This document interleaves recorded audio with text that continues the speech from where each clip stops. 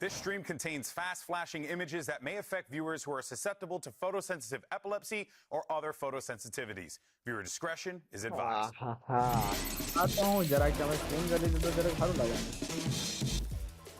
Today, 4 teams are looking to secure a playoff slot, and anything can happen. Hello and welcome to Week 4 of VCT Americas, coming to you live from the Riot Games Arena in Los Angeles, California. And I'm Geek Heavy, joined here at the desk with Paul and Wyatt. How we doing? Hey. Let's go. Terrible. Yeah, because you missed tennis this morning. no, it's because I found out the Sentinels only International have a level 0.39 chance of qualifying. Aww. That's That- so sad. Why That is kind of sad. What? So You're breaking it to Sin City just like that? Wasting no time. दादी चालू नहीं तो बोला ली तो Don't say that. Don't say that, please. They need some hope. there's still possibilities. there's still Absolutely. Yeah. Now, you know what? Well, let's dive Yeah, into I today. don't know, Let's take a look Charlie. at Me, our yeah. current standings because playoffs are approaching and time is running out.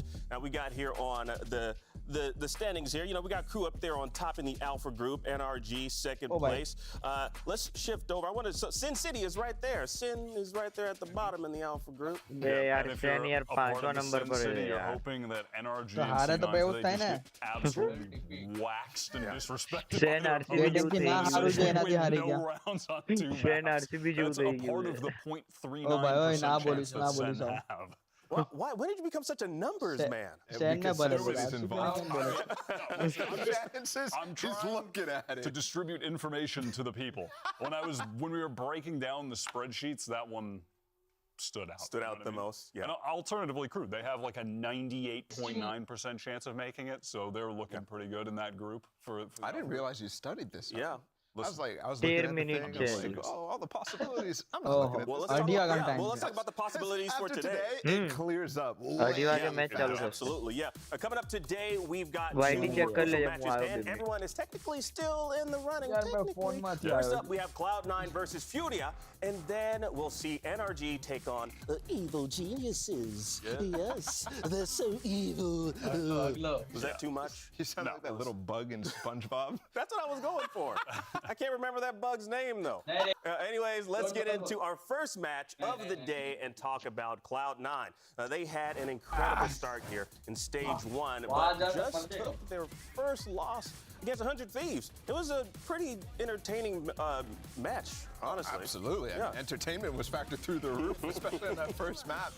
I mean, so Yes, much fuck actually you, happened in this one, and it was just a really, really good showing from 100 Thieves. Like, yes, obviously there's some things that you could take away from Cloud9 and be like, oh, that was rough, but it was still their first loss of the split so far. And other than that, I mean, they've been looking really good. So I just have to give mad credit to 100 Thieves back in that game, and I'm expecting Cloud9 to be able to bounce back. And the 100 Thieves they were goddamn Instinct पर incredible मारी that देता है game, and तो। that was one of the best, maybe the best performance we've seen from Cryo in Probably so over far a this year. season Yeah. and last year. I mean, he's really stepped it up, and he was hitting every op shot in that game on Ascent defense. When you get rolling on that map on D, like, it's just wraps. It's curtains for C9. But I believe in the bounce back. I believe in that you get rolled and then you prepare for the next week. You come in with the anger and then try to get that win. And they know too. They're on the cusp of qualifying here. They just need Absolutely. to- Approximately 56%. Yes. That's me doing. I'm doing the brain. Hey, Actually, मजा it's आता है। on the screen right there. You all can see it at home just like we can. Anyways, To be let's- clear, that's estimated probabilities Yes, based off of the amount of scenarios that they can be in, because Absolutely. their games are Furia and MIBR. So for me, that's way higher And than they 56%. should be winning. They should be winning. But Furia, they might have nothing to lose. I mean, they might just Not one of go these moments crazy. again. Shing, I shing. mean, it could, yeah. It could be the Brazilian nothing to lose knife for the win at the end of the season again. आयो एक minute में Well, you know what? D Let's see what Oxy has to say. Riv is standing Who by है? with him right now. Laptop क्या ऊपर है आई जाए Oxy, can I get you for a question real quick? यार आलो I've got Oxy here, as you can hear, big fan. Everyone is a huge fan of him. No, you guys have made it through your tough schedule already. How do you feel about the second half? Well, I feel like these games are going to be the hardest because they're just going to keep swinging. So we just got to shoot them back. We got to put them down. All right, that's it. Just got to shoot him back. Thank you so much, Riv. Well, you know what? For a closer look at Cloud9's issues, let's send it over to a very special duo. They're your friends and mine, but together, they're the Breakdown Buddies. Yes. Breakdown. And would you believe it? It's the two people that weren't on the desk when we were on the single shot of Akeem. Very leading is what's going on here. And yes, it's time for the breakdown buddies. Some may call us the breakdown lovers even. And here we are getting into this clip that you've provided here, Arden. I'm gonna go ahead and, so right, 4, 8, what do you, first kill to first deaths. Bro, you are so slow, man. I'm What so do you mean sick we're of so this, slow? bro. Like, you take this. Can you speed up the pen You take writing? this. I'm always not talking. I'm so No, done with you're this, not. bro. And for a good I'm reason. so What are you done doing? with this. You're I'm not going to disrespect just me like please that. shut your mouth. You get on that side. Go ahead. Go ahead. And now I'll talk. You just alpha me. Can you please? It's tape. Go ahead, draw. I'll talk.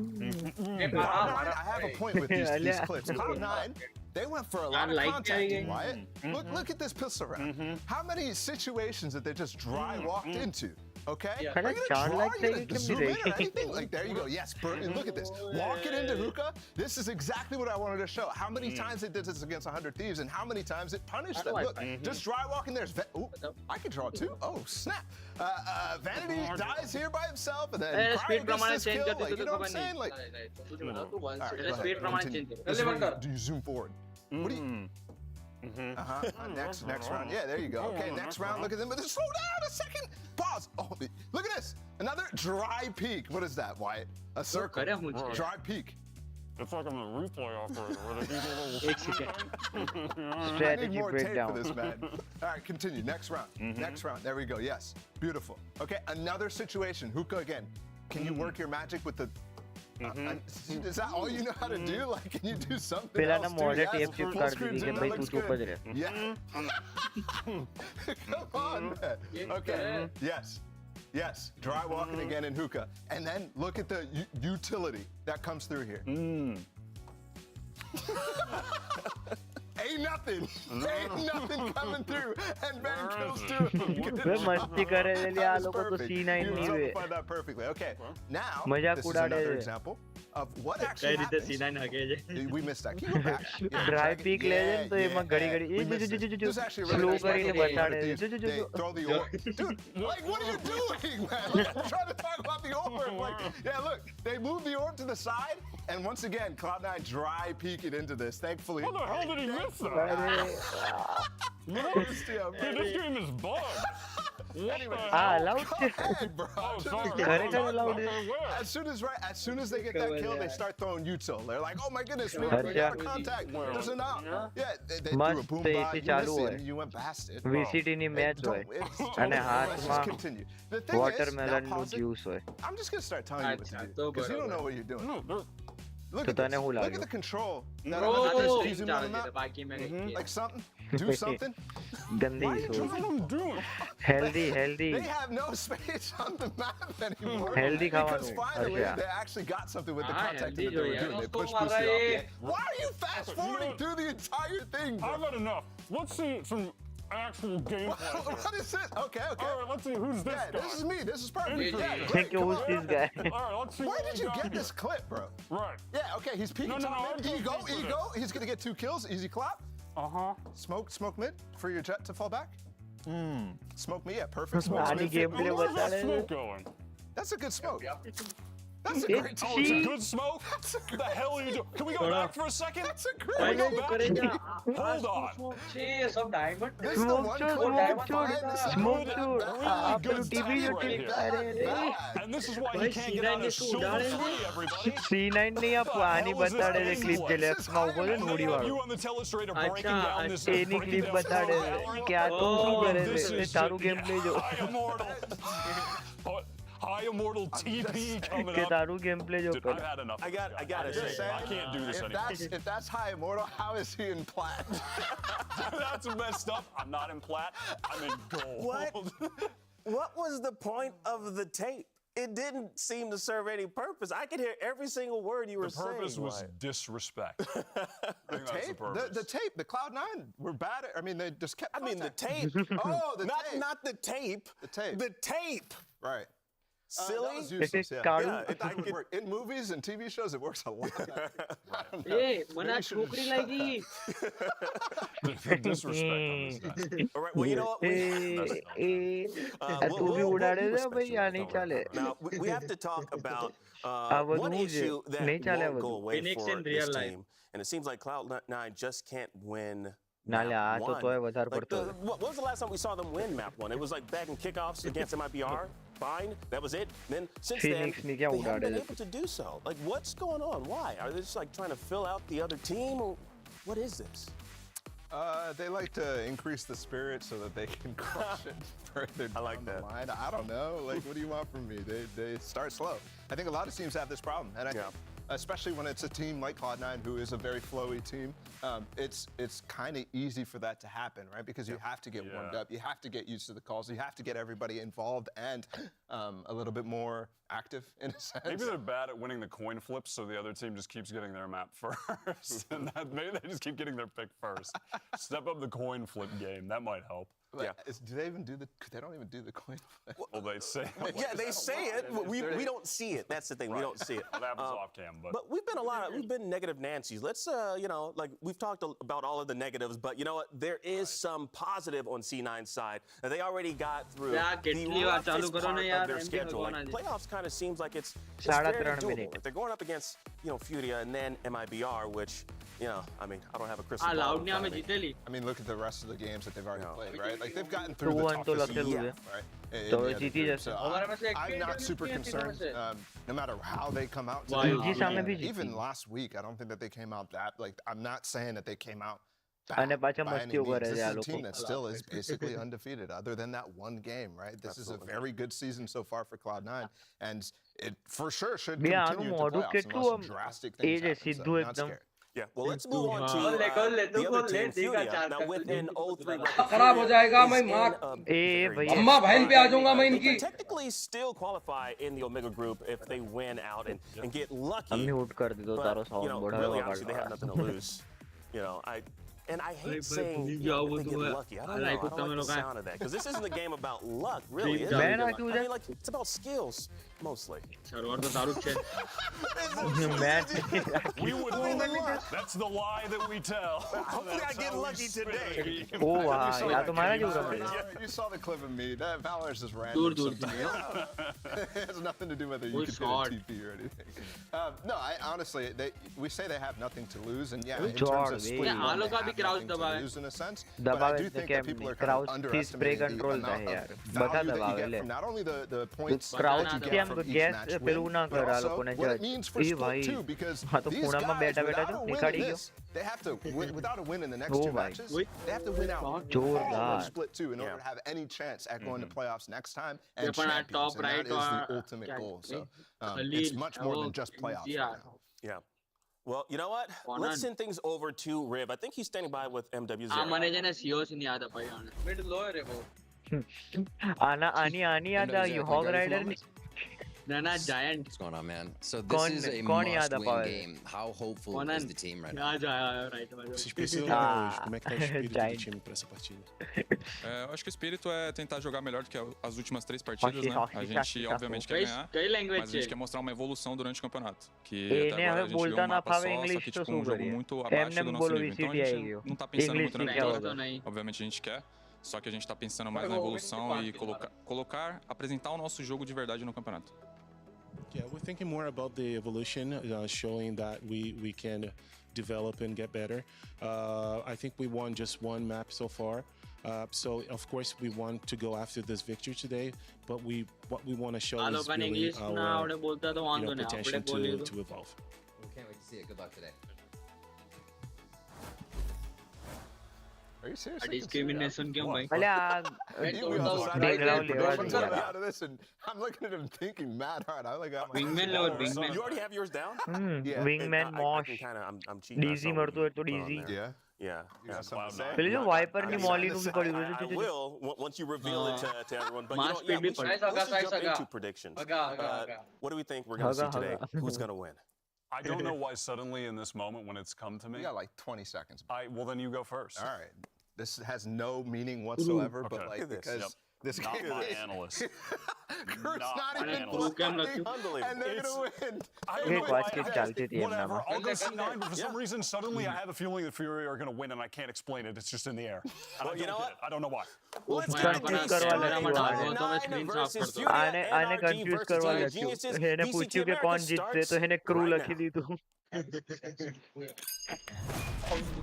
चलो भाई ओ भाई animation बदली ना ये सो sexy है अबे भाई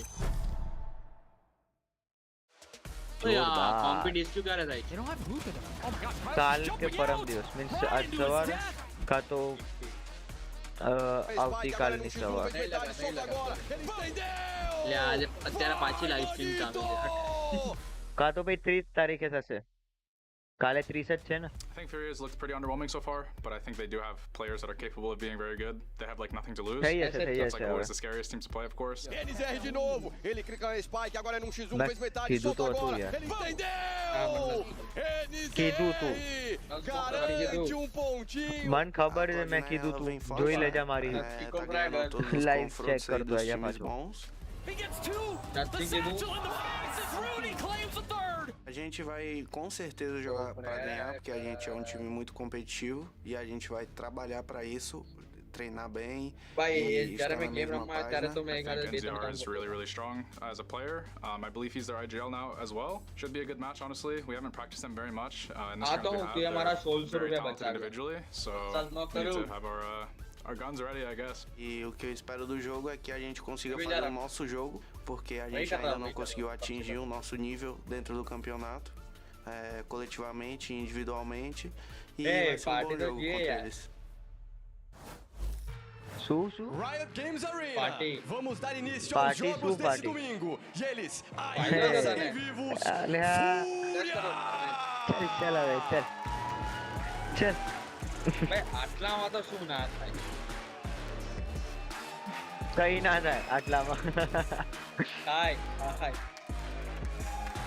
જો જો તો ટીમ આવી ગઈ છો આપણે આવી રીતે જઈશું એક દિવસ આટલામાં છે ને 14 વાર ગાંધીનગર રિટર્ન પાઉં 14 વાર તો ના રે હા આરામથી નહીં 50 ની એવરેજ ગણ લે અરે ક્યા ટીમ મારી એ તો તારી બાઇક પર ને હા તો આપણે ક્રેટા લઈને જવું તો વાંધો નહીં ક્રેટા કોની ક્રેટા માર જોડે ક્યાં આગે તાઈ પાઈ ટી માર જોડે તો નિયોન છે ભાઈ હે અચ્છા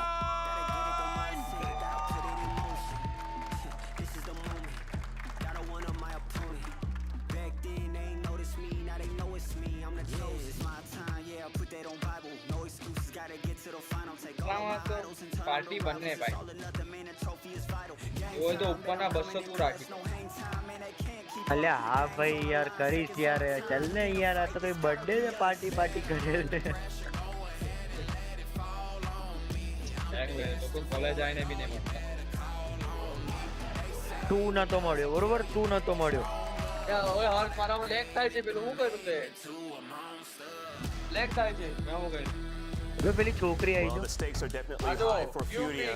You know, I feel like we keep harping on this whole like they have nothing to lose, but I feel like they still have something to prove. I mean, yeah, and realistically, they do have a lot to lose. But also, they should be playing like they have nothing to lose at this point because they have 2 games left. If they're trying to make playoffs right now, of course, like you said, Paul, as well, wins here, they do matter for stage 2 when we get there as well. These standings are going to be relevant then. They're going to carry over. So this does matter a lot, but I want to see them play. Fellow Cloud select કર્યો second આને select કર્યો because Ascent અને Bind બંને Cloud ના so down on themselves, so અને વચ્ચે mentally Lotus boomed out of the game. Yeah, absolutely. And I think too, this is a recent change still that they had going on, right? Where they're bringing in some veteran leadership and trying to add some structure to the system that MW Floria tried to build throughout the offseason. And I think, I think there is something to ભાઈ prove જો in પેલો that sense, respect right? It's the last ભાઈ 2 games of the season. Boot પહેરીને First of which બેઠો is છે રમવા Cloud9. So yeah, they have an opportunity to show the world what they've been working on in the past 2 weeks. ભાઈ red બુલની કેટલી મોટી bottle છે લ્યા Speaking of which, he મરી said in a જશે post-match interview how like they really want to start playing without pressure. Like there's pressure. They got to shift their mentality. So hopefully we'll be seeing some of that today against C9.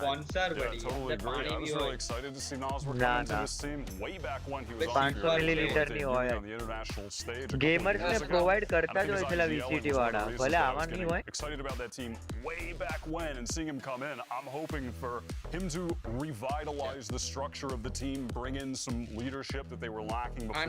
Hasn't panned out yet, but I do still trust him as a player in IGL. He's proved himself over the past couple of years. Yeah, I think though, when you think about pressure, right, trying to get the pressure down on the team, that's a different story for Nosworth, who's definitely a proven, veteran in the scene. Whereas everybody else, right, you're thinking 2 years in a row we've been on this team, 2 years in a row we failed to make results. And I think that is weighing on them hard because in the next split even, there's a possibility of them even going for more changes. I mean, we keep talking about the pressure that's on Furia, but there's a lot on C9 right now too. Yes, they have a good shot of making it into the playoffs. Yes, they are 3-1, and just by the strict numbers, not considering the teams they're playing against, they have a 96% chance right now. But in the minds of viewers, in our minds, in their minds, they're going up against the two teams that are 0-3 right now to finish off their season, Furia, and then next week MIBR.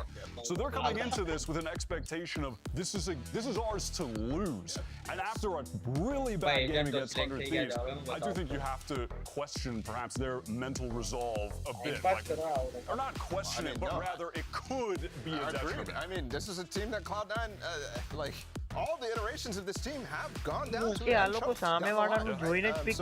don't expect it to happen before playoffs, but still it could. And when you frame it like that about Fury, about MIBR, about their upcoming opponents, definitely I think that's something that weighs heavy on the minds of the players. And we're going into Ascent right now, which is where Cloud9 just got smacked around by 100 Thieves last week. That game they started on attack, bad side on Ascent, and 100 Thieves got rolling. Now, because Furia picked it, trying to pick into a map they were bad on, C9 are going to have the opportunity to start on defense. The favorite side, maybe get things rolling early on. And to me, that's an interesting choice for Furia because every time you go against a team who just on a map like that, that's one that you know that they're going to focus on to try to improve, to try to fix the mistakes. They have it fresh in their mind from last week. Well, you know what? It's time for our first map of the day. So let's send things over to your casters. Here's Doug and Baby Bang.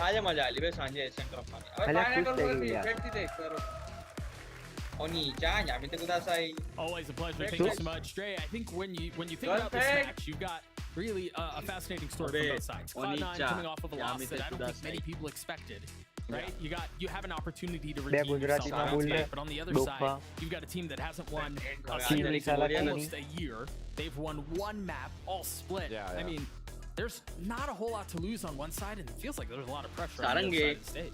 What interested me the most was that interview with MW0, where he's basically not even saying that they're trying to win the matches. He's like, we just want to show that we're playing a decent game, which is, I mean, I guess it's baby steps to get there, but that worries me because I'm like, okay, they're not confident to win. Like, I feel like I'd be going into this series with the mentality that I'm going to upset potentially some teams,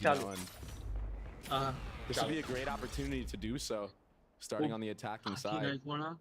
Such a tall order again. A team that hasn't won one map this year. And have only won 2 maps since their last series win. I mean, it's been a while, bro. Yeah, that's tough. The Fury fans are desperate for any morsel or crumble of reason to be excited. AMT fool. So far, at least for this round, it seems like they've got a little bit of room. They've gotten out onto A, haven't committed onto the play. But of course, Odyssey gets the first. Conan is already fallen. I don't get it. I don't get why he's solo jumping up, but blind there with the trade on the Oxy to even things out. And Slip the net now, looking to find some space in the face of the members that are opposing him. Still has gone undetected, with so much room to play around. Now as the smoke goes down, kills go up. Khalil not able to hold the line as Vanity and Rooney keep him at bay. Nosworth weak, Havoc still holding. He gets the first. There's a lot to do for Vanity and will not happen. Furia get the pistol. Wow. I got scared at first because Conan just looked like he just dry jumped up in there. Yeah. Maybe he did a pop flash for himself. I just wasn't aware of it. But, I mean, that's a really risky play to be making, and really no need to do that. But Furia did a great job having a crossfire from hell at main there. And once that main smoke went down, that was the opening for the players to get their kills. And Havoc hit a really nice shot on the Rooney there, who was, I think, the only one that was full in that scenario. So, I mean, this is really good for Furia to set the tempo, set the pace, and potentially get a map off of C9. Or at least one step closer. Cloud9 not choosing to buy up, not giving a weapon to the hands of Oxy, as we've seen a number of times in the past. But it looks like he still wants to try to play fast. He was holding that angle right at the beginning. Gets pushed off. And I already like the way that Furia is approaching this map in general. They're playing as a unit, but also having the KJ control the other side of the map. Yeah. And Havoc got so aggro there. He actually peeked out of the main. He still gets one. Yeah, but that should be the cue for the rest of the Fury members to speed up onto this A site. Oxy's tucked. He gets this one with the classic. It's all it'll be, but the site once again wide open. Koning pushing forward. A quick hit of the switch. A couple of warning shots onto Cleo. That was good damage there. Yeah, it from was. Zeppa. Now a brief moment of reset as Cloud9 think through how they want to approach this retake attempt. Moose is on the flank. Oh, that's such a great flash. It hit both players on that side of sight. I don't think Nalsor knows there's one behind him. Oh, he's not aware at all. Oh, time. He still turned on him with the Guardian. The Classic not able to really fight back there as Fury get their second. That could have been honestly devastating for Furia. So Cloud9 have a good read on how Furia likes to play those scenarios in the post plan. Had they had the gun advantage in that situation, maybe they win this one. But a nice 180 right here. For a 90-degree flip, I should say. That was beautiful. And if they can take this bonus round away from C9, yeah, they're looking at a great half already then. But I don't like that NZR doesn't have a gun. I mean, the guy just popped off hitting shots like that. Wanting to get the snowball going. Furia creeping mid for the first time. You see Oxy playing in the smoke. Doesn't look like there's a flash set up right in for him on the other side of it. So if he does go, it would be dry. Yeah, and this is just an A fake. The bomb is already leaning towards the B side of the map. It was all a set play from the start. Vanity applying pressure. Oxy joining in on it. Paranoia is traded. Now they reset. A rotation towards B. Moose is the only one here. Yeah, you've got Oxy and Rooney who are close by, but if it's a foot race, they're not winning it. Smoke will keep him at bay. Oxy just walks out of the smoke and destroys Havoc. He solo ran out of that smoke with 1 HP. Not finding any success. They're both weak. Flash. Yeah, flash in the face. Zeppa holding the line. One number still in favor of Cloud9. Defense starting to rotate back over. Oxy and Rooney both weak. And MW with much to do. He's got the spike too, and he's tucked in hell. They're separated. Thrown apart. Now 13 seconds left. Committing to the spike plant. Remember, you have two members who are very weak. The first one falls, the second is traded. Nas, we're in a 1v2. Healthy. Didn't have a gun before, but has one now. He's taking a little bit of a tag. They're just waiting for him to swing this out. I love how Cloud9 are playing this. They're forcing Nasr to make a mistake. And holy smokes, the first shots are clean. That was sick. Rooney in a clutch situation. 19 HP. The narrowest of margins. Switch to the ghost. He trades it back. Lands a shot on Rooney, and the bonus goes the way of Furia. They're setting themselves up for success right now. Winning that bonus, that's a huge snowball, and C9 look like they just can't get their footing yet in this map. And I wonder if they're starting to doubt themselves based off of how they played in the last match against 100 Thieves. It's still really early on in this series, though. I would not be counting them out whatsoever. I really like how Furia have been approaching these rounds, even in that last round. But I'm still seeing a little bit of confusion amongst the team. Because even in that last round, the spacing. Now Zira again. Ooh. Oxy taking bases. 2 clean shots with the Sheriff. And just like that, a little bit of hope injected into the round. But is it going to dwindle away, or will it hold? Oxy dashing forward with the plans, finds Conan. I don't think he ever saw him, but Khalil plucks him out of the sky. Oh my gosh. The spike is well out of reach now. It's sitting back in spawn. Well, they try to get a couple kills here and then reset. They found the first. Rooney tucked. Vanity gone hunting, looking for a weapon. They're going to get away with this. Vanity upgrades a weapon. The Paranoia leading the way. Looked like Nasra got tagged. But it doesn't matter. Khalil gets his third on the round. Furia up 4-0 early. Yeah, that... Nowzer's a freak right now. He really wants this win, I can tell. He hasn't even died yet. Yeah, he hasn't even died yet. Now he has that Hunter's Fury online. Shot. Wait, the second one was full blind? Full blind? Yeah, okay. I mean, what's Havoc supposed to do there? But what's so impressive is that Furia actually came back into that round. They worked together to fish out the players onto the actual B site.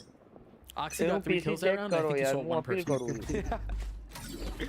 That's just silly. But you're right, Nasra has been nuts. In the smoke. Vanity trying to capture timing. NW puts one between his eyes. And Rooney again is stuck in this miserable spot where he has to hold the site by himself. Shocks and drones looking for him. Trying to find him and tag him. Rooney's on the swing.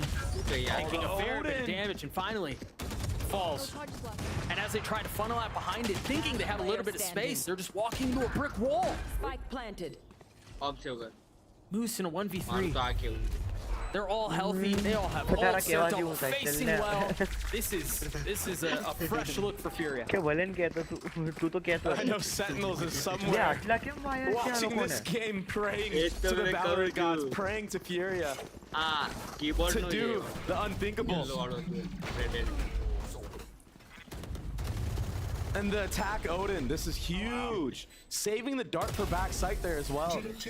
To be able to get that spam in the first place. And he's played back almost every round. Let's go, guys. That's fine. It's fine. We might need pause. Let's go, guys. It's fine. It's fine. I think they might. And sure enough, that's exactly what they do. Furia up 5-0. Ults online for Furia. They have guns, they've got money, they've got really everything they could possibly want. They have a real good chance here to use their ultimates to snowball the rest of this half. But 5 rounds on attack is insane already. For Ascent especially. But they need a bigger buffer than that. We've seen Furia give up leads before. In the actual series that they play or in the actual score itself. And they came here swinging. Yeah, and I liked how they've been playing. Like they're actually getting trades. They're still a little bit discombobulated when the actual hit comes in. I noticed their scaling isn't on point. But so far, C9 have not been able to punish it to the most that they could. Yeah, so I thought this was going to be one of the for this, but lo and behold, that's not the case. We've got a tech pause gear. So as soon as we know what's going on, we'll keep you all informed. But for now, that is the cause for the delay. Yeah, I think it has to have something to do with Rooney. You heard him there at the end. He was like, I think we might need to pause. So maybe something wrong with the setup.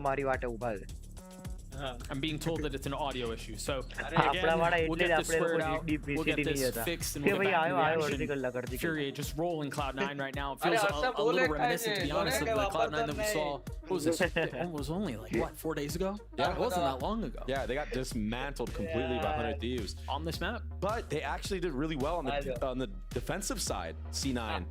It was the attack where they lacked. They only won 1 round, I think. Yeah, it was tragic. So this is something new. You know, like C9, even in that 100 Thieves game, they strung together like 6 rounds, made an attempt of a comeback. But ultimately, yeah, I mean, you're not coming back from an 11-1 on a Sun. Fake comebacks ever the issue. and they just have to stop the bleeding. Maybe this tech pause could be the key factor in stopping that bleeding and just a change bringing of momentum. some rounds together, getting some momentum for the attacking side, because Vanity, although he got shut down by 100 Thieves with his calling the last time they played, he usually tends to be a really good attack side caller. Yeah, agreed. So I think if they can bring this back to even a 6-6, I think that would be more than ideal after being down 5-0. And they can do it. Oxy, he's slowly but surely warming up. I mean, he started the match with the opener, right? He's landed a couple of pretty crispy shots with the Sheriff, so you're right. I would have to agree with that. I think, again, we've got to kind of set the stakes for what's going on here, because Sentinels are impacted by this. Fury obviously are impacted by this too. Like, things get a little bit hairier if Cloud9's not able to pull this off. The picture for the playoff race gets really muddy depending on how the series plays out. Yeah, and if you're Cloud9 going into this, you know, you really do feel like you played the stronger teams already. So, going into this, you might have been slacking off a little bit, underestimating Furia, perhaps. I mean, this team hasn't won a single game. And then after this, they have MIBR, another team who hasn't won a single game. Yeah. So,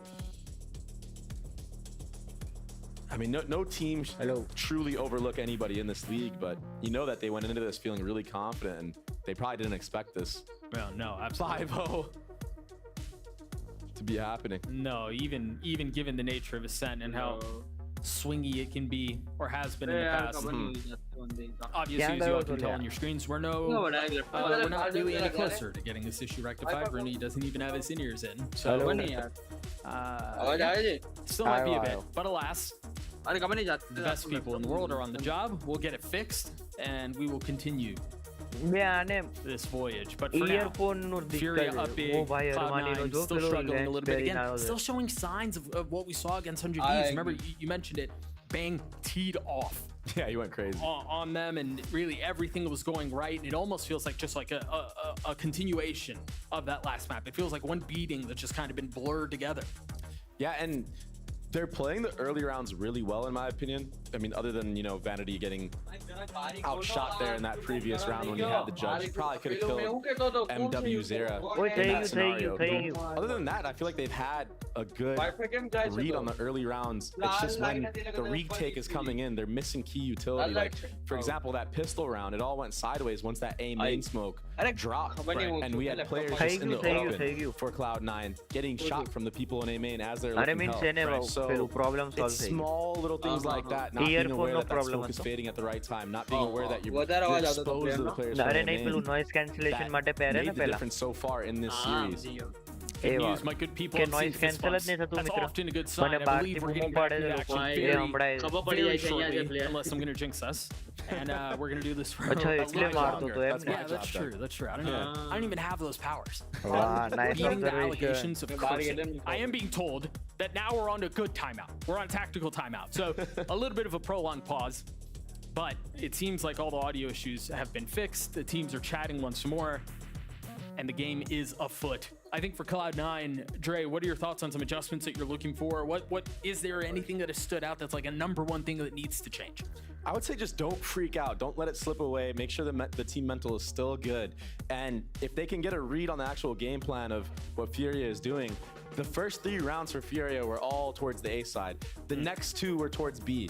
So it's kind of just, you know, they're going A, then they're going B. So if they do read into it, perhaps they play for A main control or take B main control and play retake on the other side, and just make sure that they have all the small utility dialed in on, and they do it together. They need to create chaos for Oxy to thrive in these retake scenarios. That's tough though, man, because they haven't thrived in any of the chaos. It's been Furia who've been able to kind of like rise above it, and keep it head on straight. As they should. I mean, they haven't won a match. They've only won 1 map. Yeah. In this entire stage, so they should be hungry, wanting to get their first win. And there's really no pressure on them either to do so. Yeah, nothing to lose. It's been dark days for Furia, but it seems like a ray of sunshine is starting to peek through. So again, since they went B the last 2 rounds, you're seeing the KO knife there to feint that they're there. And Havoc taking control of that B side as well. If there was a KJ turret there, he would have broken it. Take flight. Nazar's drone clearing the way. Havoc again, causing problems and attempting to manipulate rotations. Somebody needs to trade with MW0 here. Surely he's not entering with an up. But they're just feinting it. They're going to go back again. But they haven't really got any space anywhere else. It's not like they have a ton of advantage B and BMT. This feels no safer, really. They should have a good idea that the KJ is playing on the A side of the map because Havoc did not see any KJ utility towards that B. And I think that's why you're seeing this mid to B split that's about to unfold right before our very eyes. Zeppo's jump spotting mid the entire time. The knife only tagging Havoc, so they have to know it's a split. The blade's online. MW looking to go forward. Still has not been hand, by the way. Got to be cautious about that. Havoc getting the best of Oxy. And the kills continue to go the way of the attack side. I can't believe he pushed the CT smoke. What a maniac. Vanity repositioning, playing back side. Still has that judge in hand. Spam not going his way with 13 seconds left. Vanity with so much to do, and he just gets peppered. Spike planted. One enemy remaining. And everything going the way of Furia. MW, 1 HP to his name. W gameplay. I wanted him to swap off the op. I didn't realize he would invest the jet knives into this round, but he was really good to do so. And pushing that CT smoke, that was such a risky play. Oh wow, but when you're feeling it like this, you gotta feed the hot hand. 1 HP dashes into Moose. That's a statement right there. He's confident. Yeah. He had plenty of insurance around him too, so that certainly helps. Cloud9 back on guns. Oxy with an op in hand. It's so cool how Floria played some of these rounds on attack. They had an attack Odin one of the times. Now you see the attack op for the second round in a row. And this makes it so hard for the defenders to want to peek for info. Wow. Why? That is not something that you're used to seeing. It's not something you'd expect. That was a super fast swing. But Havoc just walked straight into that smoke. You may be feeling it a little bit too much there. But they're gonna try to hit out onto this A site. Conan using his ult. Timing Knife just got back by Moose, Tuck, and Hell looking to play spoiler. The first fall, spotting the barrel with the second, and Conan double steps on him and drops him. Khalil, ooh. Rooney's getting the best of them. So close. Nazar once again with a lot to do. Rooney weak. Vanity now rotating over. Last player standing. Plenty of health. Nazar is one of these already. And the opportunity to do it once more. With the paranoia in his face. The door broken open. And Rooney repositioning.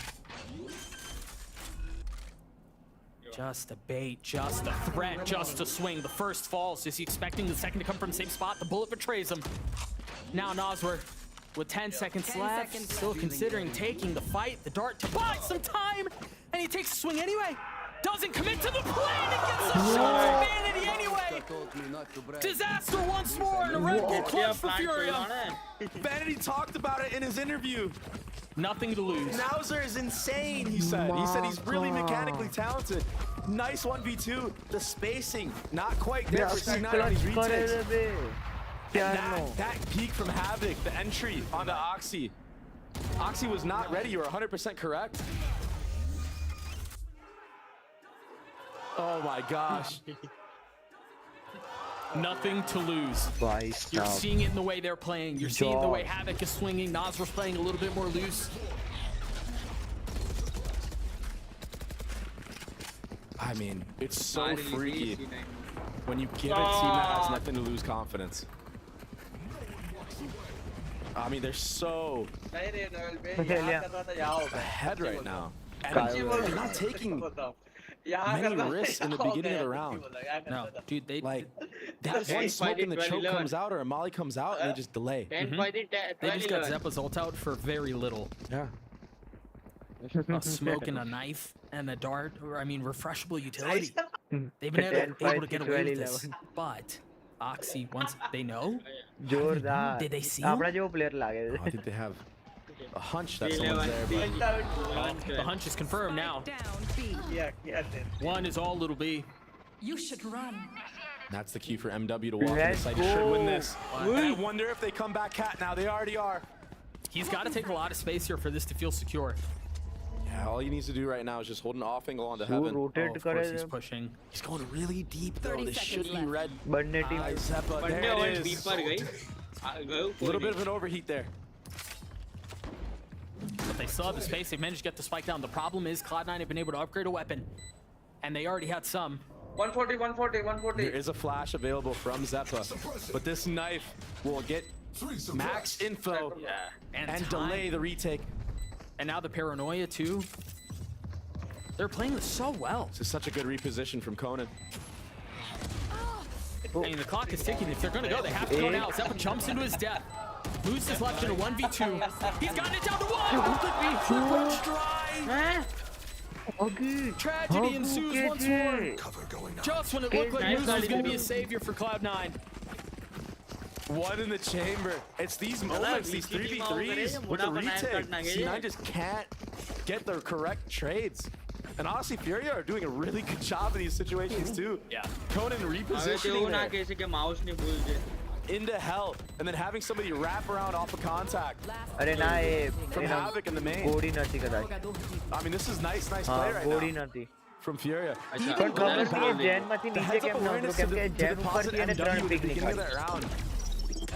Take the KJ off. Cover going out. This is really good stuff from Floria. ના 0 થાય એટલા ગંદા તો નથી મને એટલું તો ખ્યાલ છે. Trying to bait into this fight, not knowing that Zeppa's there with Vanity.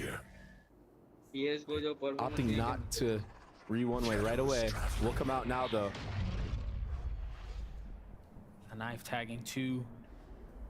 What do they use here? I mean, they on the side of Floria. Beautiful pop flash. And the molly to clear health.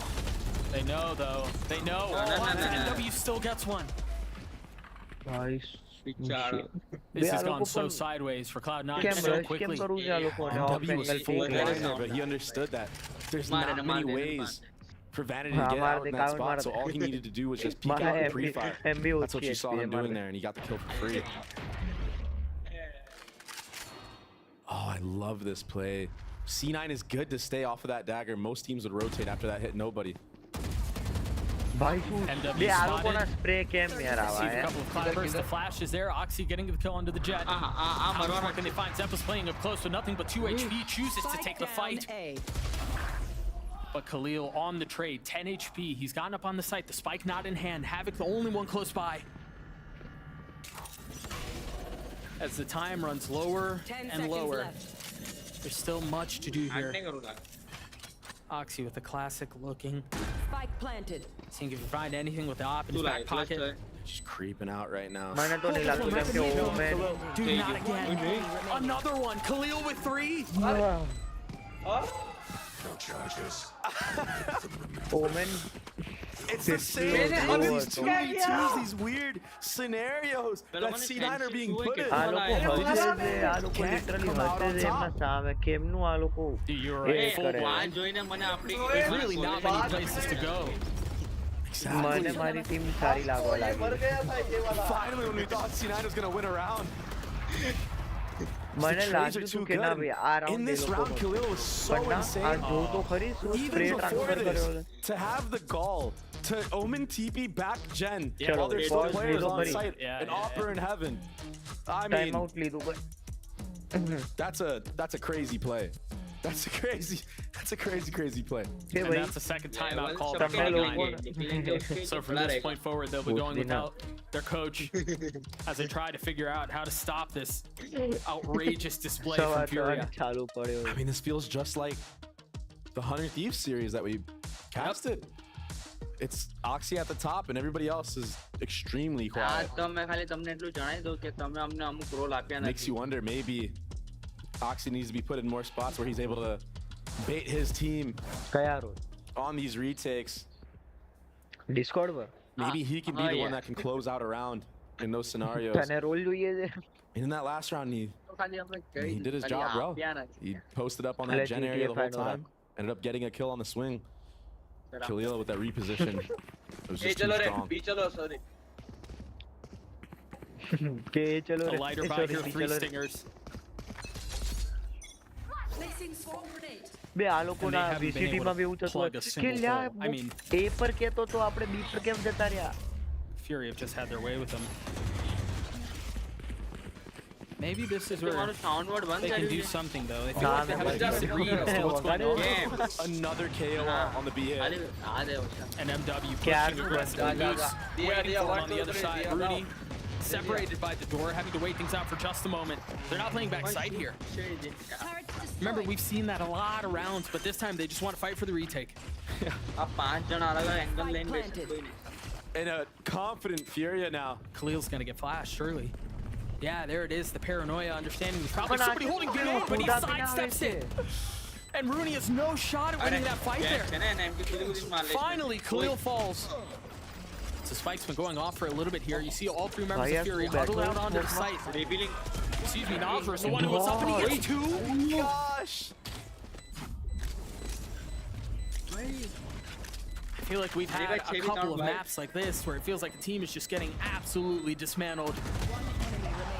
Complete obliteration from top to bottom. But Dre, had you told me that it was going to be happening on this map, I didn't think it'd be in favor of Fury. I thought it'd be the other way around. I don't want to speak. And you know what? Yep. And Yeah. Don't. But this is a very confident Furia.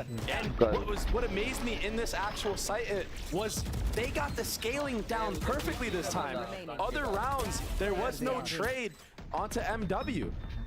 This time they all flooded in. They understood what they should do. There's no doubt, no hesitation in their mind. Meanwhile, there's seemingly nothing but doubt and hesitation in the minds of Cloud9.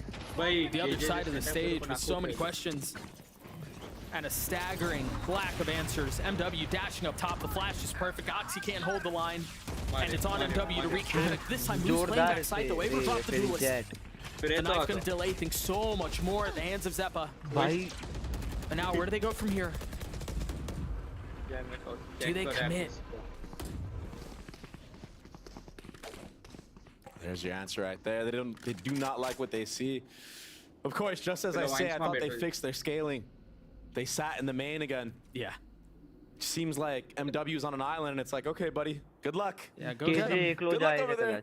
I mean, he dashed over sight, and still nobody came out of the choke from Fury. Fake karwa. I mean, he dashed over the side. He got all the way up to steps. I mean, it's been working so far, though, so. If it ain't broke. And to be fair, Cloud9 did do a really good job of trying to keep that push at bay. And Havoc. Surely he knows. Every single fight has been going the way of Furia. Is this another instance? They draw the paranoia.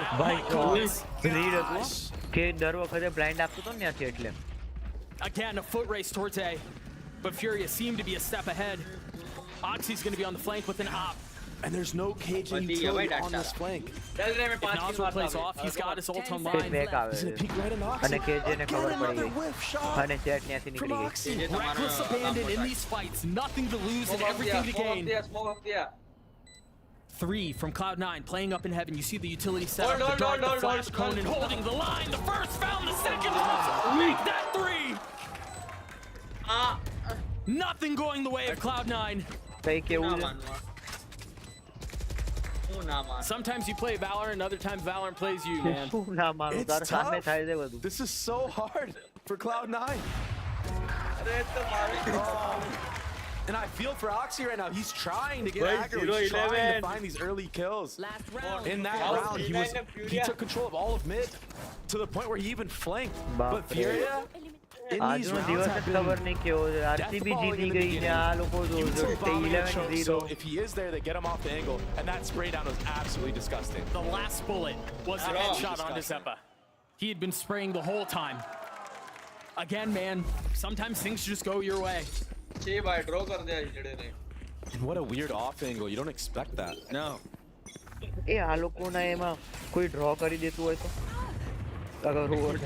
is good for Moose, getting a little off angle off this turret. And Oxy again taking all of the real estate. This time with support from his team. But he looks away for a second, and he gets one. It felt like the first time. વેલોરેન્ટ મુકો ઇમ્પોસ્ટર શોધો કે કોણ હે day પેલું કર્યું draw કોણ Moose and Rooney, they're going to be sitting on the other side of the map. Furia read into the fact that the majority of the aggression came from A. So plus tie બે કે 3 even હારું રમે તો એ તારા દેવાના cricket ક્યાંથી clutch શું clutch શું હોય શું clutch 12 Switching sides. The first time this has happened this year. Usually I jinx it around 9-10 rounds. I mean, you might have just. બોલો છે કઈ We're બોલવા getting માટે somewhere. છે હોય તોય ના બોલતો This is crazy. I mean, you can't make it up. No. I'm gonna be honest. I was memeing backstage. A 2-0 for Furia. It's not that much of a meme anymore. No. How do you bounce મને back ખબર if છે you're Cloud9? C9 નું પણ હમણાં I કેમ will આવું let the રમે છે desk મને નહીં answer ખબર that પડી one. Akeem, take it away. OMG. The expected result. The expected result? Simply the expected result. Nothing crazy occurring. Cooking. Yeah. Cooking. This is unbelievable. Like Wyatt, I mean, like we saw so many pop-off moments, especially from Nazar. What is going on? How do you? ભાઈ આ Remember મને his એટલા down? Phoenix Win the લાગે pistol round. I don't want to overreact, but I'm a little bit excited. પણ એના વાળ Then એવા when they થઈ ગયા. win the bonus, all of a sudden now ભાઈ વાળ we're છોડે kind of કપાઈ rolling. લેશે I યાર. mean, they were just winning out all of the crucial Phoenix late તો મને rounds વચ્ચે over વાળું and લાગે. over, whether it was ખાલી the એની Nas થોડી clutches. scan થઈ જાય ને I skin. mean, this was just Ditto. madness. Like after this round as well, there was, this was the crucial bonus round that they Maybe won. 5, Where, right? yeah, Ahí ya I no mean, llegó, again, Vegas there Villa. was a decent amount of first kills for C9. હા, And A then in તો the late rounds, Nas was clutching up. They're winning 2v4s where C9 Wow. throwing away little advantages. આ બહુ મસ્ત I બે mean, આ it's just લોકો the most શું ridiculous. પેલું Like, રીડ this is કરે છે 10% that just got 12-0. આ લોકો બહુ Like, મસ્ત that રીડ is કરે છે crazy. So I yeah, think time credit name to was Furia. there. They are playing incredible. I mean, everybody's hitting the shots that they need to be. MW's there Derek included, time even though in some instances, like he's going a little way ahead of his team, and this team needs to back him up. But ભાઈ, એ I લોકોને mean, ping તો Cloud9 જુઓ. as well. They're kind of hitting these Gilly situations, Beton. especially in this clutch. I was very Yeah, disappointed with the way Beton. Vandy played it with the paranoia early before the plant is even going down when he could have wasted so much time and bought the ability for him to 2v1 Nasr pretty easily here. Instead, like just ringing around the rosy, and it leads to this. Nasr is killing them. મસ્ત મારે જાય He's playing insane. I mean, everyone has had their moments stepping up. Khalil is stepping up. And again, it's just these late rounds. The way Mara that જેવું the Furia players are playing off of each other in અલ્યા those મારા situations, જેવો અલ્યા really nice. I mean, they're setting up great crossfires when the retakes are coming in. They're swinging off of each other at the right times. It's just so nice from them right now. I mean, they're doing nothing wrong. Yeah, well, there definitely was a mentality shift for all of Furia. We're going to send things back over to our casters, Doug and Baby Bay. Thank you so much, Akeem. ભાઈ 13 Cloud9 0 are flirting with the record here that it's not company they necessarily want to be a It's so part of. hard The to- last time there was an O13, it was loud against EG.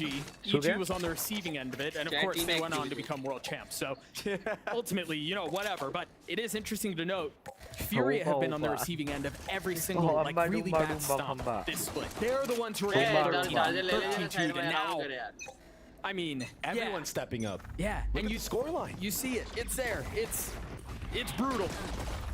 Cloud9 must win pistol. This stage has been so તો એમના જોડે ridiculous. કે બીજો option નથી નહીં એ They've speed gotten માં out કેમ onto the લાગે site. રિટેક થાય A હા 5v5 થશે ચિંતા ના retake કર to keep the 13-0 Shut that dream alive. And they've already gotten an opener. That helps. મેં શ્રદ્ધા નહીં And તારા they, સુતરેલા yeah, All you need to do is win one. And Oxy might get timing to the max. spotting the first. MW has Ghost and half armor. Priority યાર Whoa, there's nowhere to go. He falls, but MW weak. Conan not much better off. This dart. Revealing area. No one there to break it right away. Attacks 4. He's just not really going to do any damage with Classic from that distance. They know where he is. 3v3. Time is so short. I don't think it's going to happen. ભાઈ પહેલું જીત્યા Feels good, man, if you're Cloud9. ખુશ થઈ ગયા ખુશ થઈ ગયા કે Everyone wanted #comeback their Tito. Everyone wanted it. #13 0 Not નહીં happening થાય yet. The Cloud9 fans in the crowd went wild. Just brutal. They were so decisive in their hit. I mean, the truth is, they played the pistol well, right? They were super decisive in it. Zappa scaled out. They applied pressure into spawn. Thailand is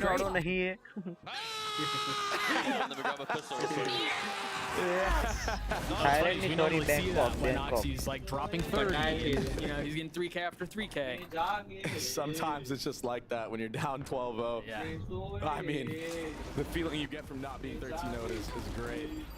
Oxy actually gets tagged up through the drone. Oh, Khalil's gone unchecked. Oh, no. Not like this. Me. Not like this. Traded back. Buddy. 3 sheriffs left.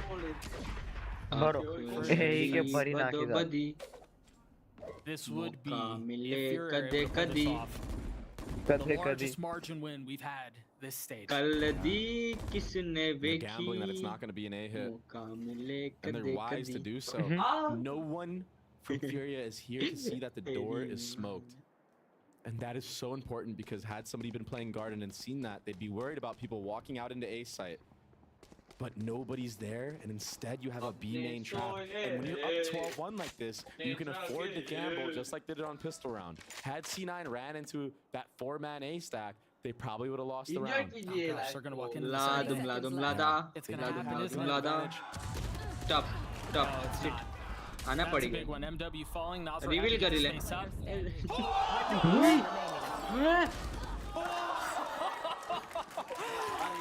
Oh, Cloud9 एक second अरे पर मतलब smoke क्यों मारे ये head पर એ બી હેડ પર speaking about earlier. અને એ બી એવું નથી કે પેલું થાય છે Like Furia can afford to in this half. જેમ કે 5 ગોળી બાકી છે તો પાંચમી એક હેડ પછી ચોથી એક હેડ જો અલ્યા રિવીલ ત્યાં હતા બે તું એ ધ્યાન નહીં આપતો મારું તો ધ્યાન નતું મારું બી क्या આપણે ખોટી સ્ક્રીનમાં નથી તારીફ બતાવ્યું ખોટી તારીફ કરી દીધી એ લોકોની ભૂલ ખોટી તારીફ કરી દીધી All right. Really risky there. Yeah. Reveal तो है. And Cloud9 will pounce. They will punish. अच्छी अल्या They बस still ले haven't been able to work their way out of main though. That smoke proving to be a problem. मार मार मार मार Spam coming through. Not connecting yet. What? Whoa, that was bold.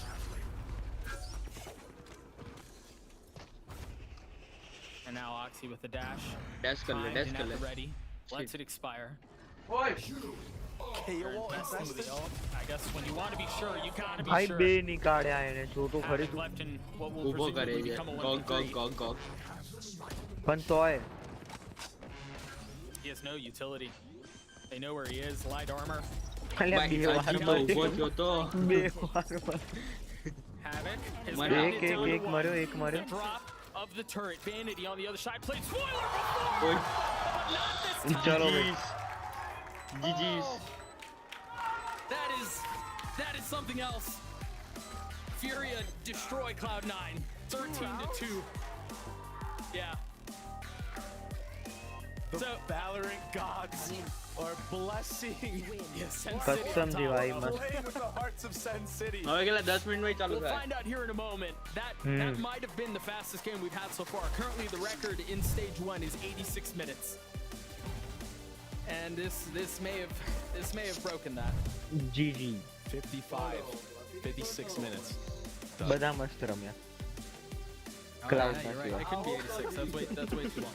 Oxy finding out. Oxy did his thing. હવે ખબર પડી મને કે એ લોકો મસ્તી કામ કરતા હતા cloud Just like the Fuse game lost. It was so similar this હવે તો time. વધારે cup. So starting on the defensive side, which shocked me.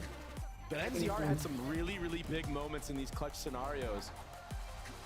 And Cloud9 just could not close out any of these retakes, whether it was the 2v2s, the 3v3s.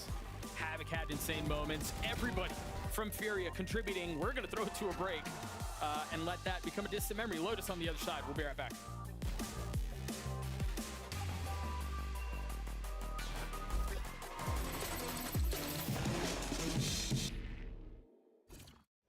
excuse me.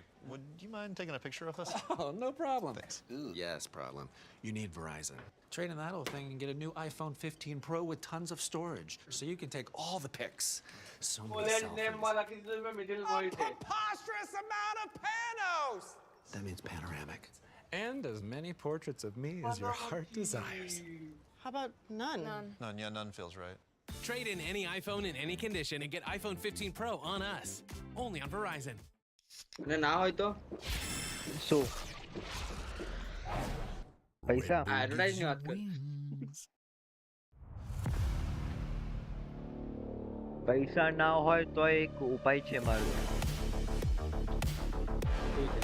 ના નહીં જોતો અલ્યા laptop ઉપર યાર કહેવાય ના દીધું instant realisation નહીં કામ ભરોસો જ નહીં નથી નથી લોડા તો આટલું ઇન્સિસ્ટ કરે તો હવે કેવી રીતે બેંક માંથી લોન લઈને લઈશું એ 2024 અલ્યા કઈ 10 મિનિટ નહીં લે આ તો 3 મિનિટમાં ચાલુ થાય છે 3 મિનિટ પછી આ લોકોનું ભાષણ ચાલુ થશે યાર અને પાછા 3 લઠ્ઠા છે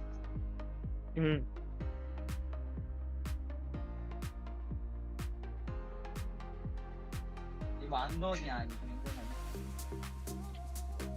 પણ તું જોતો ખરી આજે પેલું શેડ્યુલ જોયો તે નહીં જો બોલ ને તું હમણાં તો Cloud9 ની હવે આજે પતશે ને આના પછી 5:30 વાગે એનર્જી ની અને ઈજી ની ઓહો તો એટલે 5:30 વાગે બી હું વોચ પાર્ટી કરીશ ભાઈ મેં હોઈ જવાનું હા તું હોઈ જજો એનો વાંધો નથી પણ આ વાળી મેચ પતાઈને આ લોકોની બરોબર અરે 2-0 ઈજી ચલ ચલ 2-0 ક્યાંથી ભાઈ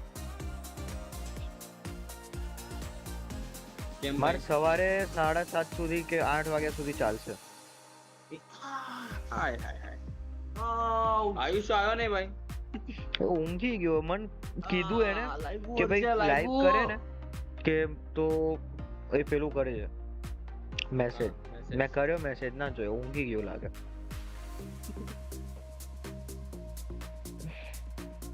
એ છોકરા વાળા એટલે બૈરી છોકરા વાળા મારે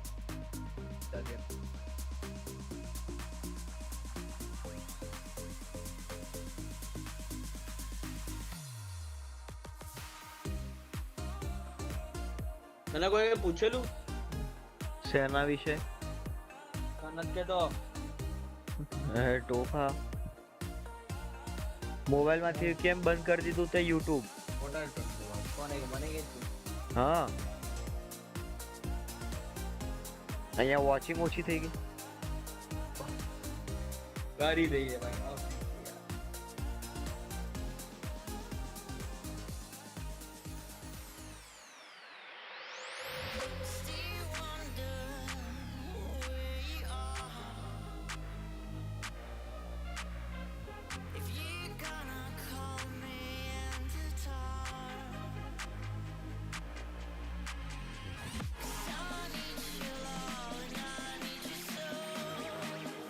કાલે જવાનું જ કોલેજ કેટલા વાગે કેટલા વાગે 8 વાગે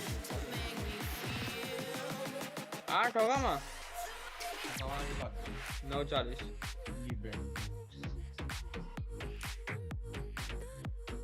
તમારે 30 તારીખે પતે છે ને હા 30 તારીખે પતે છે બરોબર તો આયુષ્ય અહીંયા આટો મારવાનું કહેતો તો આ બાજુ તો આવો એને મારવા દે મેં સુરત આટો મારું હે અલ્યા ભાઈ તારી વાત થયેલી મીન્સ આપણી એક્ઝામ પતી nice I'm joined by Corey here on stage after a fantastic Game 1 win over Cloud9.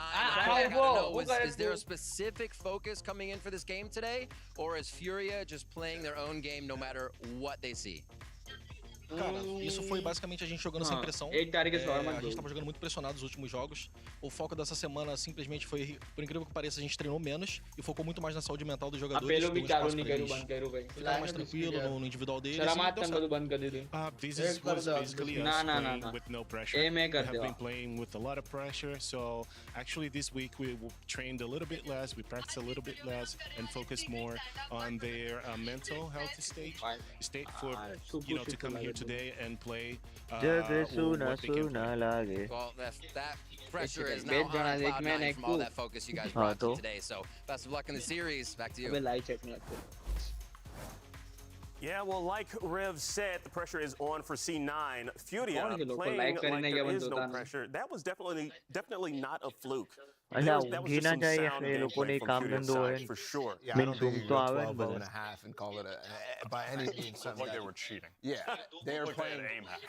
They are playing I'm gonna so well. And on the other side too, I think definitely Cloud9 are playing a little bit more poorly, even than that 100 Thieves game that we've been criticizing a little bit. It's really just Oxy kind of doing anything for the team right now. Other than that, it feels very disjointed. I thought maybe that tech pause was going to clarify things a little bit and make Cloud9 more cohesive, but it just kept getting worse and worse for me. I mean, when we're talking about the pressure difference and what Koya just said as well, for C9, again, this is a game where they're going into this, we should be winning. Furia are 0-3. We're on the cusp of qualifying for playoffs, pretty much no doubt, as long as we can lock these games up.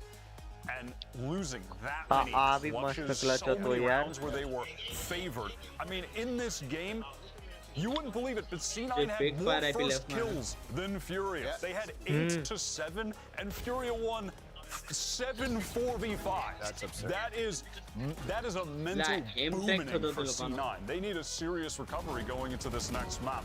And again, I mean, yeah, just looking at these highlights, like, these guys could do no wrong. Every bullet that was being fired through a smoke or a wall was hitting a head. It was crazy.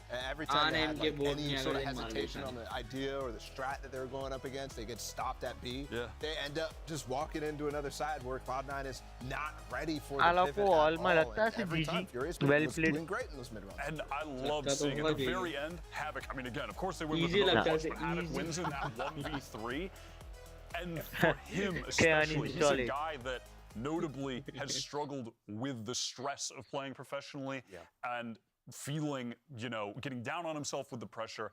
And to win out in that form with a moment like that after destroying C9, maybe this could be a turning point for him, or at the very least, like for the rest of the series, he's going to be feeling so good. I'm always curious, though, like, why did it take this long to get to this point with Furia?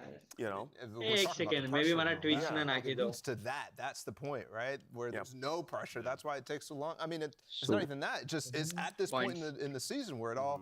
There's nothing you heard from Koy in that one. Like, there's nothing else to do other than just play your game. Yeah, just need to pull things together. Well, you know what? Let's hear what the C9 coach has to say. Just ahead of C9.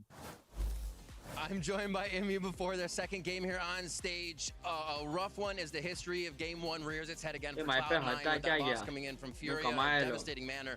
I gotta ask, a lot of the weeks it's moving slow or kind of the same things plaguing the team. What is blocking the team from fixing those same things?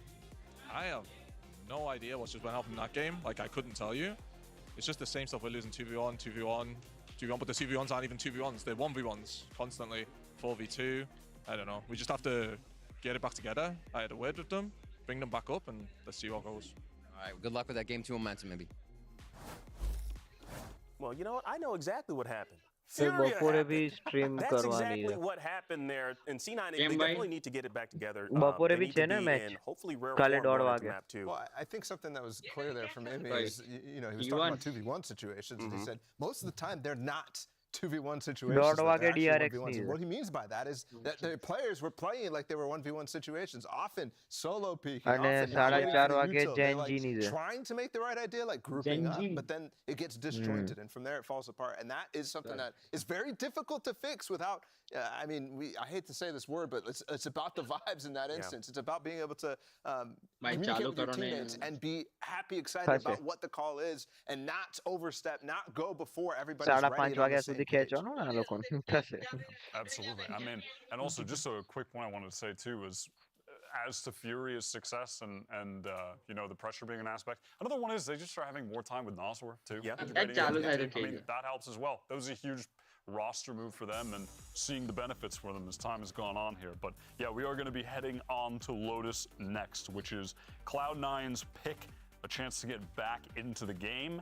Starting on defense, of course, you know, Lotus attack, the favored side, and given that Furia just went goddamn crazy on attack, could definitely see them carrying some serious momentum into this on the favored side here. Absolutely, and with the way that Cloud9 was playing that Ascent, a lot of times leaving it into fast flood retake situations, I think that is the key stylistic choice that they make on this map as well on defense, right? So you might see a lot of the same. I'm honestly terrified right now for Cloud9 and extremely excited for Furia based off of the map that we just saw.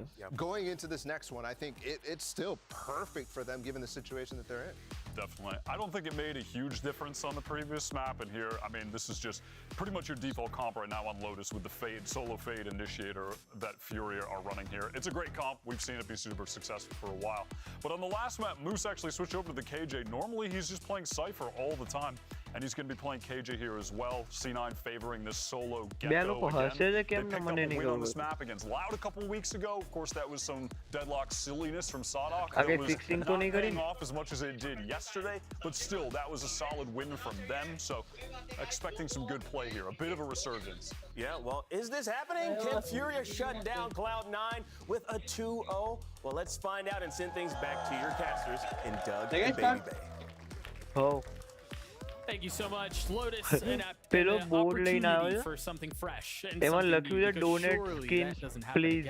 Right? This is my Valorant ID. He's about to go absolutely viral in this match. Yeah? I think he has to. But I thought it was going to happen map 1. Out of the gutter and just allow them to thrive in this comeback because they're a team that once their mental is shot, it seems like they have a really hard time bringing it back. અને ન્યાની ticket લઈને અંદર બેસીને પાછા આવીશું board બતાડીને એટલામાં તો આપણે આવી જશે. Yeah, they had that one disaster loss to 100 Thieves, but I thought it was kind of a throwaway. ખાસું એવું આવી જશે ખબર? Oh, it just wasn't our day type of deals, but that last map on Ascent was absolutely brutal. Yeah, and if this continues to go this way, this is also not their day, and they haven't had their day for a couple of days. If this continues. And Ascent is normally a map that Cloud9 is very, very good on. Just like this. Cloud9 historically has been good at Lotus. Yeah, it was a different roster at the time, but we've seen Oxy go crazy on this map. Yeah. And on the Raze, it might be the difference maker, honestly. It was their map pick. Let's see how much of a short-term memory they have. Oh my God. Rooney already gets just tagged up. He's basically useless now in this round. 35 HP. Just a body bag. And MW, they're all with Spike, scaling upstairs. They've made footsteps. They've got to know they're there. Vanity's too. Gandhi timing is Valorant. 45 HP between the two controllers. And they can go B right now. The rotate shouldn't be able to make it in time. Yep. So they break the door. Oh man, Furia are playing so good right now. And they're going tree on top of it to not get picked from anybody on stairs or that broken door area. Meanwhile, Moose gets tagged. So that's now 3 members that are outrageously weak. Dude, Furia are actually playing the macro game.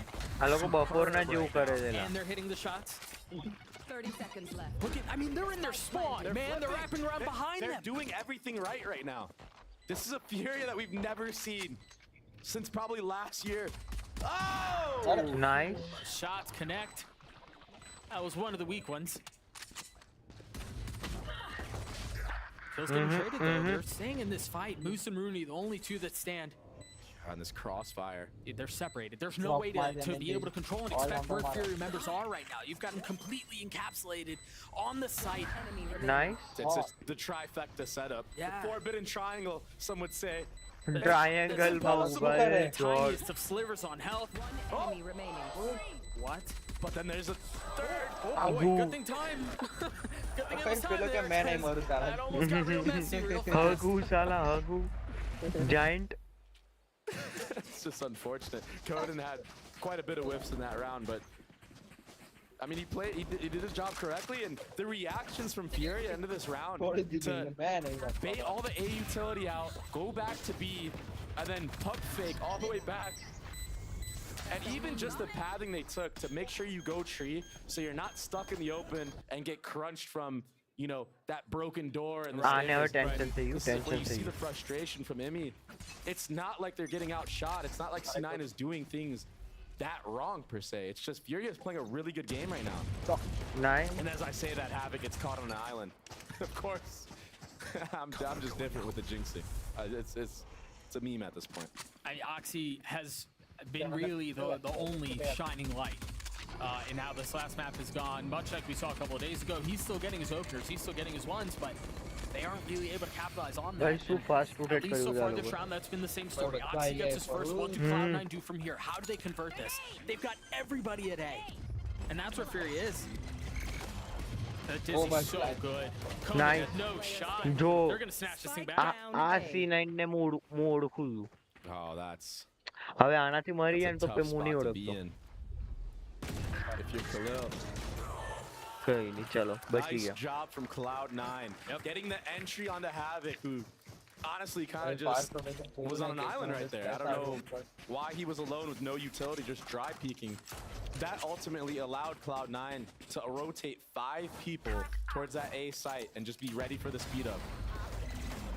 Yeah, he was so far past that one way. That's crazy. Just on an island, bit of a throw. And then they did a really good job of stacking their utility. Cloud9 did on that retake. It was just too much. So, reason for excitement, cause for hope for Cloud9. બચી ગયો. Havoc was trying to get revenge from the previous round. This will be a fast B hit. He's the only one with the gun here. MW with the frenzy here. He has so much space. He can fight the A players. You might almost have too many possibilities. પણ આખું ફરીને આવે છે જો તો ખરી. Havoc with the Guardian finding two. મર્યો ઓમેન મર્યો. You mentioned he's not ready. Vanity is not ready for this. No, there's no shot. Possibly the freest kill of his life. They're trying to tuck tail and get away. Rotate towards A. હવે ઓમેન B પરથી લગ કરશે. જો. Cloud9 are hot to trot. Weapons in hand, but numbers in favor of the attack. Moose not able to snap onto one. MW taking the rope back down. Oh. Hey, buddy. Yeah, Rooney spotting the first. A gentle slide down and a footstep made, so they've got to know where he is at this point. It's not planted for Khalil here. No. Oh, this is bad. Oh, it's messy. 1 HP. No charges left. Khalil not much better off. Oh, the TP. He took the bait. Fake TP. Oh my gosh. These rounds are insane. Havoc made up for it. He made up for it, Doug. He was so confident, even peeking the one way at C again. That's so brutal. Man, moments like that. Rudy was so close to getting that kill. Yeah, he was. One bullet would have gotten the job done. I mean, a funny look would have gotten the job done. He had 1 HP. જો ફરતે It એક wasn't નહીં આઈ planted ગયા. for him either. I wonder why Rooney just opted to go for the fight there, not just try to force the issue. Make Khalil have to expose his body by tapping the bomb, and another quick B hit here. Furia. Rooney forced to take a step back. Oh, and look at that. They feinted that they were going to fight that broken door, and it baited out Vanity's Omenal. Oxy swinging out, trying to get the timing, and he does. 2 kills found, Zappa from up top, but MW on the counter. They're just freezing the round right here. They do not have the bomb. Yeah, that's part of the problem here. I don't know that they have much of a choice. Spam this time goes the way of Cloud9. This is so crazy. I mean, this is blow for blow again. This feels like the messy jail Valorant that we've heard of. Yeah.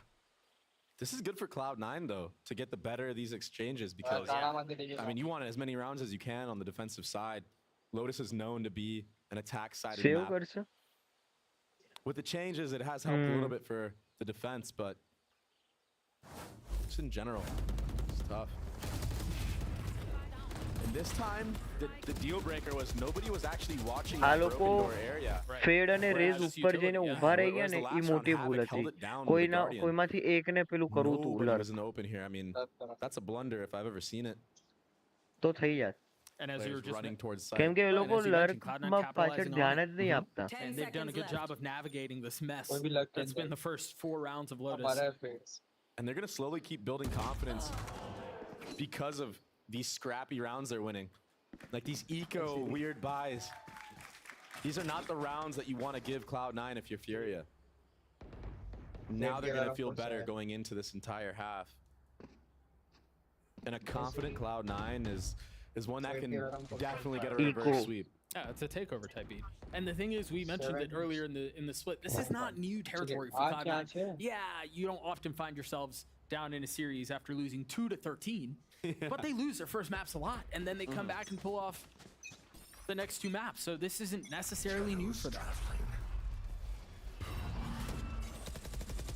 No guns online for Furia, just a stinger and some sheriffs.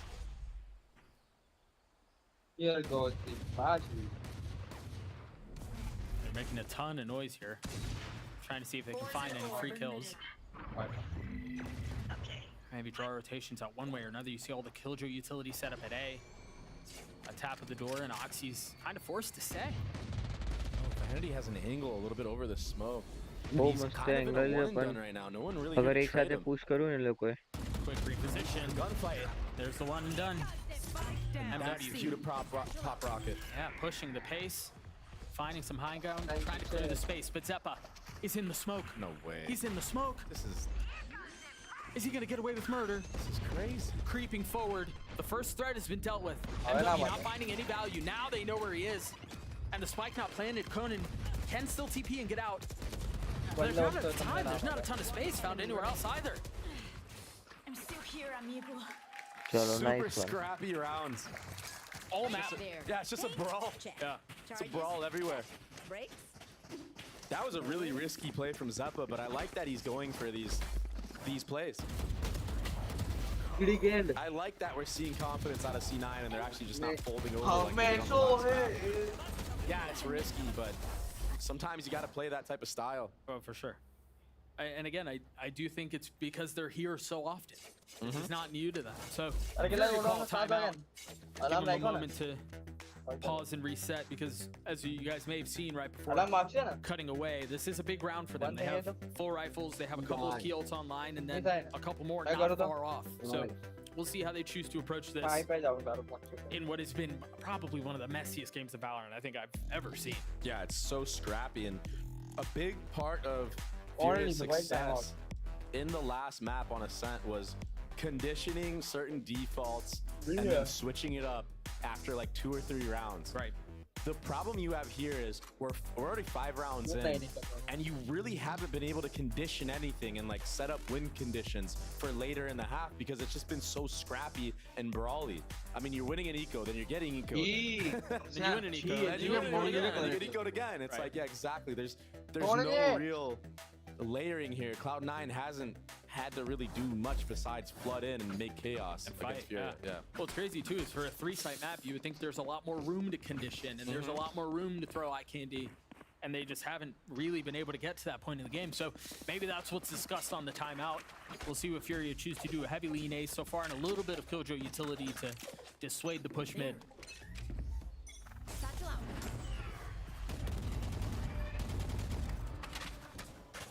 Should be known from Furia that Cloud9 are geared towards the C side, especially with the one-way, but as I say, that Havoc might be lacking. This push coming through. I mean, they've taken so much space, C-Mound already. They're forced to turn their attention towards A. MW satcheling forward, Bruni just barely trying to get away. Meanwhile, Havoc dies, trying to contain the flank. Nice. Both members of Cloud9 that were sitting on the site trying to keep them back fall. And this stairs position from MW0. This is huge that he snuck into here. They know that there's at least one on the flank. I don't know that they're expecting all the other ones. Now the paranoia's out. Oxy looking for anything that he can find while Thrash has been invested. That's a great nade from Oxy. Isolating the 1v1, but Conan swings out. What a swing. MW and Nasra left into 2v2 with the spike being tapped. MW with 3 on the round. Vanity a 1v2. Timeout on his side. We're tied at 3. 3-3 थे you. I mean, when Furia do get the bomb down on this A site, they've had really good. जो लागे इनके सामने वाली team जवाना Agar point ऊपर जवानी है. And तो भाई there time was out a ले ले आ big logo reason why Furia won this round was there was a gecko molly that was thrown from मैंने Zeppa भाई into आपे that coach back call pit A area that actually didn't clear all खिलाड़ा of it. So that's why आवाज़ Vanity thought it shoe was करो दो absolutely clean and didn't have to watch his back. And it's honestly, it's a lot of the same Entry successes that we found on Ascent. 12 for 12 on post plants. Here, a lot of the same story. They get the spike down, there's a good chance they're winning the round. Yeah. Another early A default inside of Furia. But this will be a reclear. They're going to want to fight this. Aggressive in it. Arumba, a O nade, भाई everything. aggressive खेल रहा है Gets भाई two, tries to get the third, but Zeppa's there to clean it up. बेचारा जोड़े guardian दे यार It's just a brawl, Doug. Yeah, it's interesting that Furia continue to want to fight for the same main control, because I think we've seen teams kind of move away from that and become much more interested in controlling mound control at the beginning of the rounds from the attack side. So it's curious that it almost feels like they're playing the older style, the older brand of Lotus, and they feel maybe a little behind on the read on the map. Because Cloud9 are taking Mount for free. Yep. Getting all that info, you understand that the enemy team is all geared towards A, especially with the sound that's being made. And I mean, Khalil should get that kill, I think, 9 times out of 10. Yeah, for sure. A big whip from him. And that honestly changed the entire way that this round goes. If Vanity gets dropped there, he doesn't get max value. Swinging that back A area. Cloud9. See, now you're right. Finally, we're seeing more of a C side default, and this is very, very popular amongst teams to just take control of this entire spot, and then you can go back. Yeah, I think there are a couple things that are going on here. One, they don't have the guns to fight back, and that obviously makes things messy more often than not. But then also, there was nothing really to convince that it was going to be the same A default they've been running. There was no utility investment. There was nothing to suggest that, okay, they're still here. And then Rooney is able to get the pick on the guy Mound. The sites, I mean, the map is opened up. Nice. Moose. Nice reposition for Moose. It should be easy pick'ems, but Itchy. You're saying. I'm not talking anymore. You shouldn't say anything declarative. So Cronin upgrades a weapon with 45 seconds left, a 1v3. He does have the spike. If he gets one more kill, there's a solid opportunity to drop the Viper's Pit and play Molly's potentially. That's just so tough on B, man. There's so many angles that you have to be concerned about. So many ways in which you can get pushed.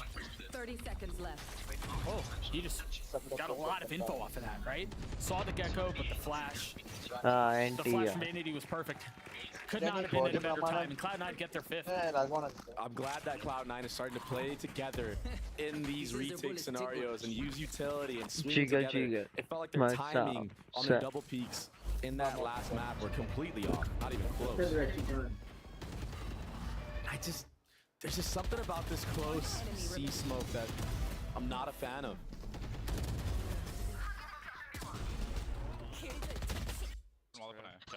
That just scared me. I was wondering how Chokri got caught lacking. Ladki hai sala. And so now it seems like Fury are back to what they've been doing, but really at the opening rounds, but this time with a little bit of an adjustment to it. This time they threw the Fade Eye out, they put the wall up A.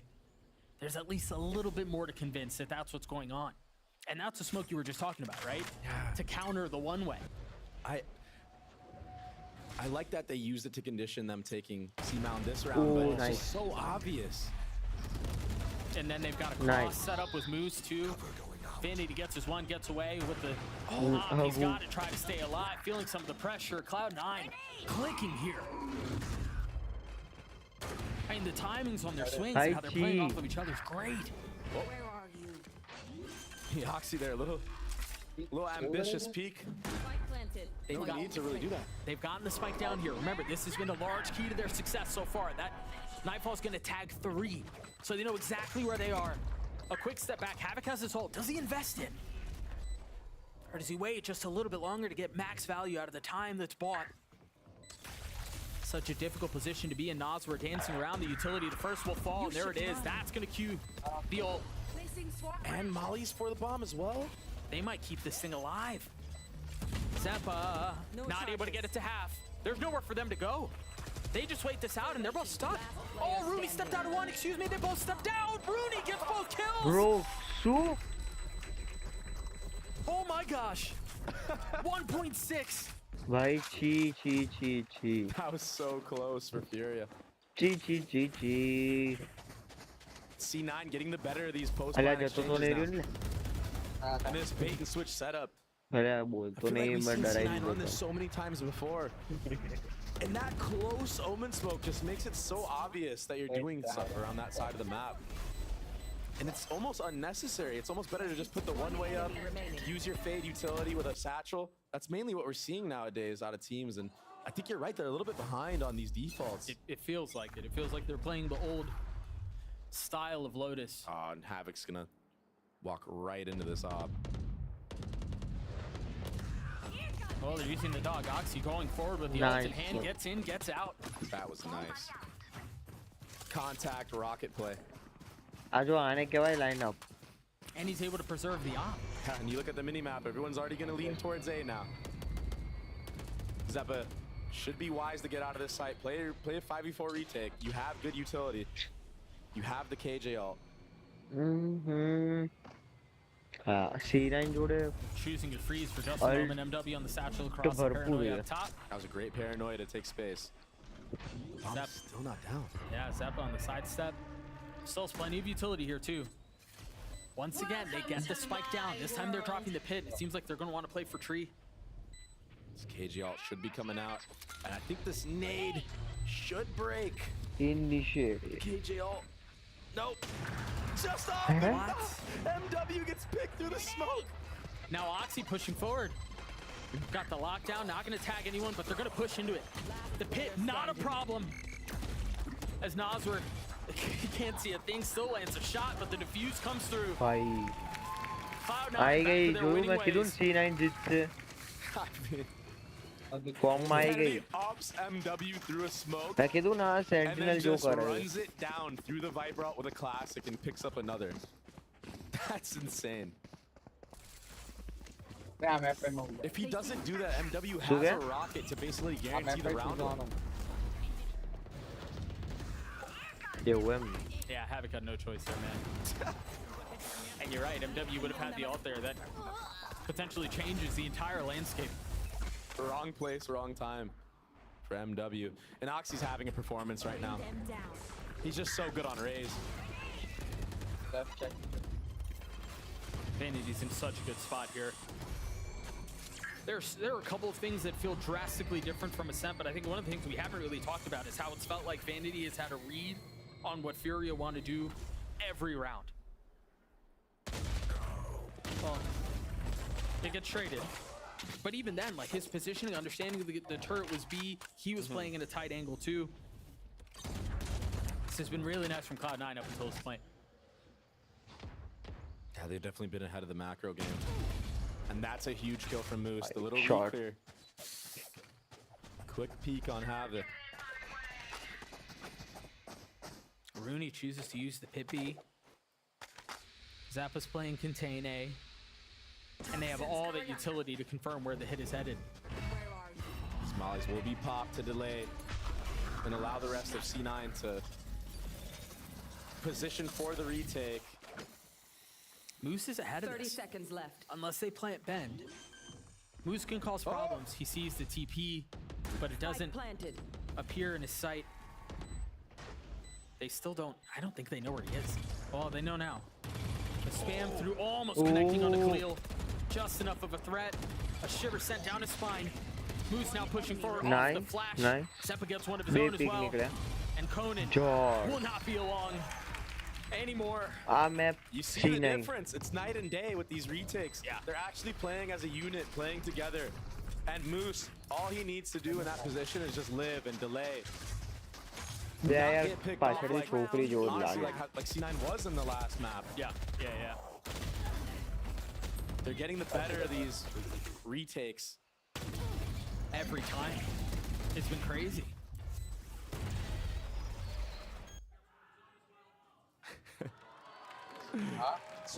बाप रे नहीं ले आने चलो लंबा वाला screaming so loud that his mic couldn't pick it up. He just peeked all the way through. He peeked. Cloud9 putting up an insanely different fight from what we saw in Ascent. When it felt like nothing could go their way, maybe not to the same degree. It feels like they can't do any wrong here. I mean, Vanity's hopping, repositioning. He gets the Haunt out. Meanwhile, MW satcheling forward, gets Oxy. They found a little bit of space here. And with this potentially another lease on life. No way. But it's another kill that goes into the way of Cloud9 in a way that you wouldn't necessarily expect. The paranoia potentially ill-advised, but Rooney's mopping up Furia. They've gotten some space, but I mean, at what cost? Nazar is 5 HP.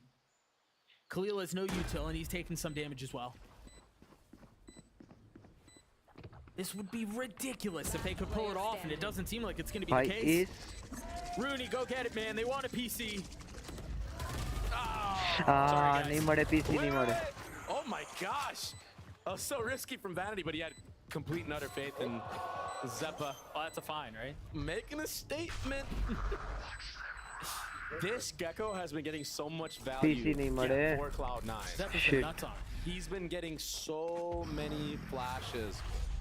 No one from the side of Furia ready to break any of these Gecko eyes. His timing on his utility has been perfect. Furia haven't really known what to do with it.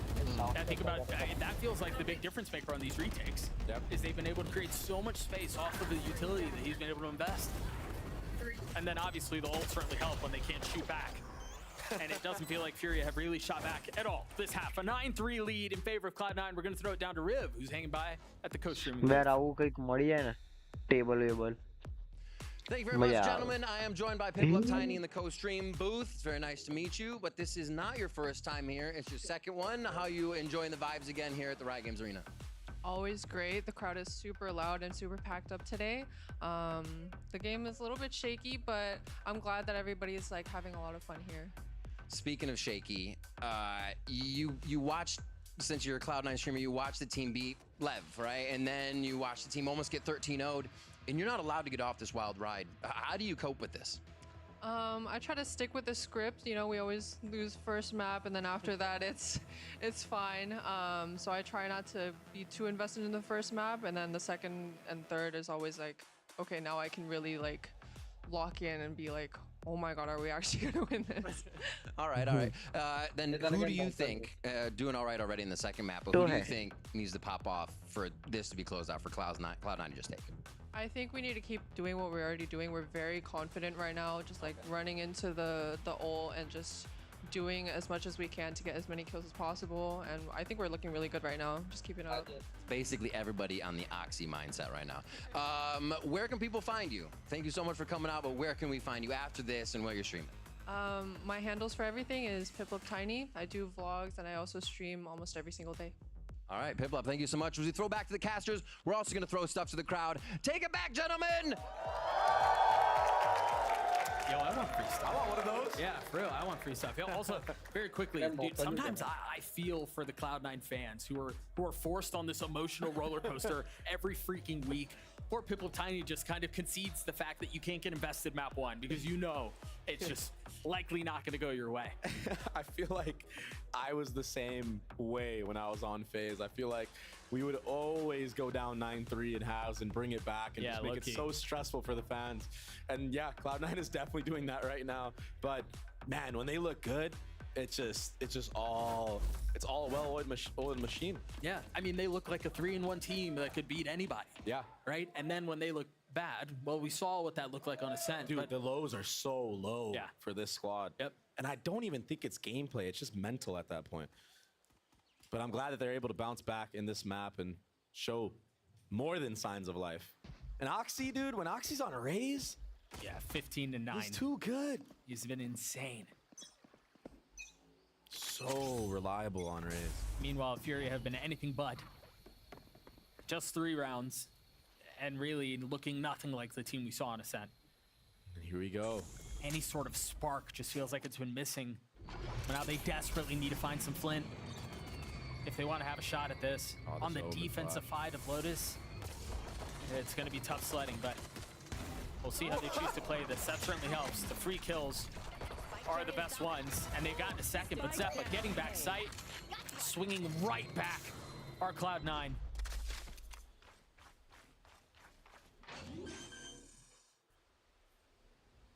Yeah, they're setting up in really good post-plan positions here. Zeppa's going to be able to take some contact and then reposition. No damage taken. No harm done.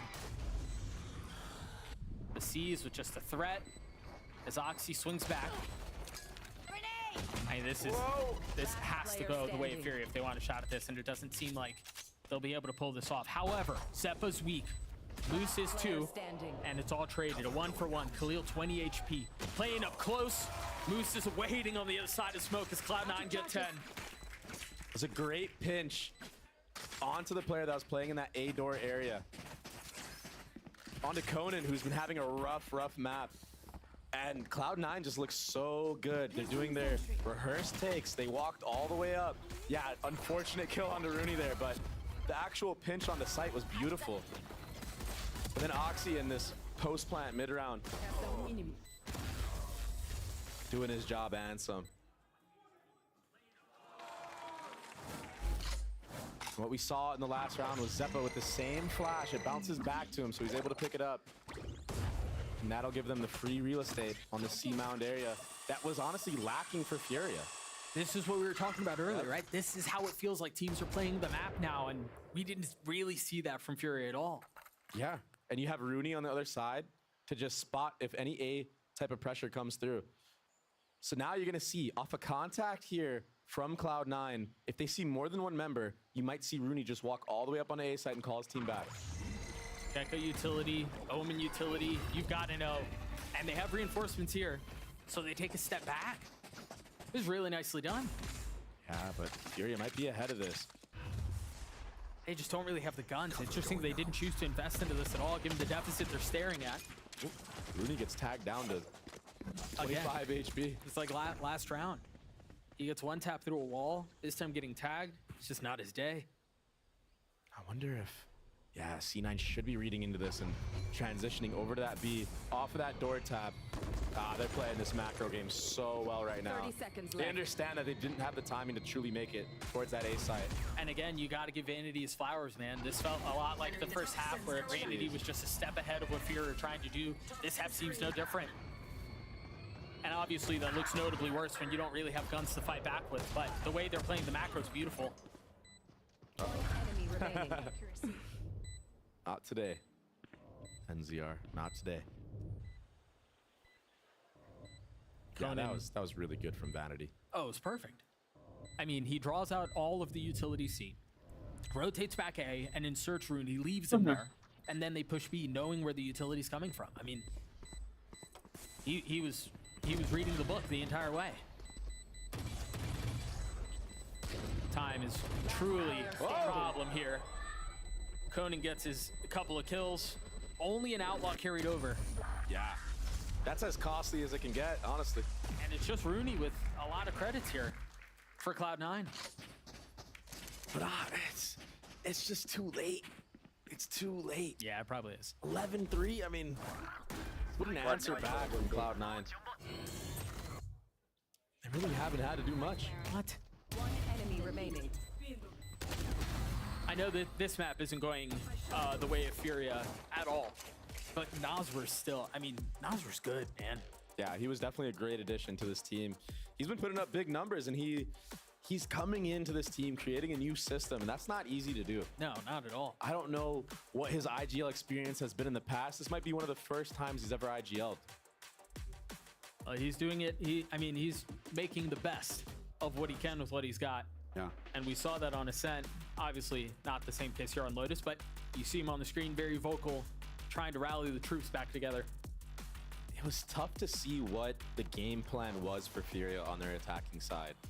And I wonder if that's because of how the rounds went early on. I wonder if it's because it was that scrappy back and forth exchange that they didn't come out the good side of being on. And you got to think, had it gone their way, had they not gotten eco'd twice, maybe they would have snowballed like they did in the last map, and we wouldn't even be here. Yeah, it's very possible. You cannot be doing that against a team like Cloud9. So on the other side of the timeout, Furia with rifles, light armor on 4 out of 5 members. Really no ults within reaching distance either. Meanwhile, Zeppo's 1 point away from having his thrash online, and you just get so much value out of that thing. It's crazy. There's a lurk smoke from Vanity onto C, and they will hear spam, so they know someone's trying to play that area. Oh, that thing went crazy. Oh, Rooney got all the way up here in the first 30 seconds of the round. He slid past the enemy defenses. There's no way they know where he is. Oh, poor Ox, he only has a classic in that situation. Rooney wins the round right here. He has every single chance to. Havoc almost styles on him, makes a fool of him, but the shots are settled. Now Cloud9 choosing to go B off of this, or at least threaten it. But they have, once again, Rooney is so far up, and he still hasn't been dealt with. A shot at a second. It was a little delayed, but you're right, Rooney might win this round himself. On the slider by Conan, trying to play up in heaven. Rooney with 3. When Rooney's online, it's a sight to see. Yeah. He's got some of the most crisp aim. Just steady. In this league, yeah. It almost looks effortless when he's on. His one taps. They know him for his one taps. They be talking about him sometimes. Well, Khalil getting the best of Zeppa there. Keeping things interesting, because we wouldn't have it any other way. But you see Furia, they've kind of cut their losses here. They're trying to save the weapons they can to go into the next, as Furia will be inevitably getting to map point. With Bind just a few moments away, there goes the ace. Sorry, guys. It's just not a good feeling if you're Furia to have to save and allow C9 to get on match point. I mean, they haven't had good feelings for the last 40 minutes, man. Yeah, I know he spoke about a speed run against Cloud9. Match point. I wonder if C9 might break the record because there was no tech timeout this time. And this was off of like a very scrappy buy. Rooney had the only gun because he had so much money from that previous round. And I mean, he carried it. He did exactly what he needed to do. Yeah, the investment paid dividends.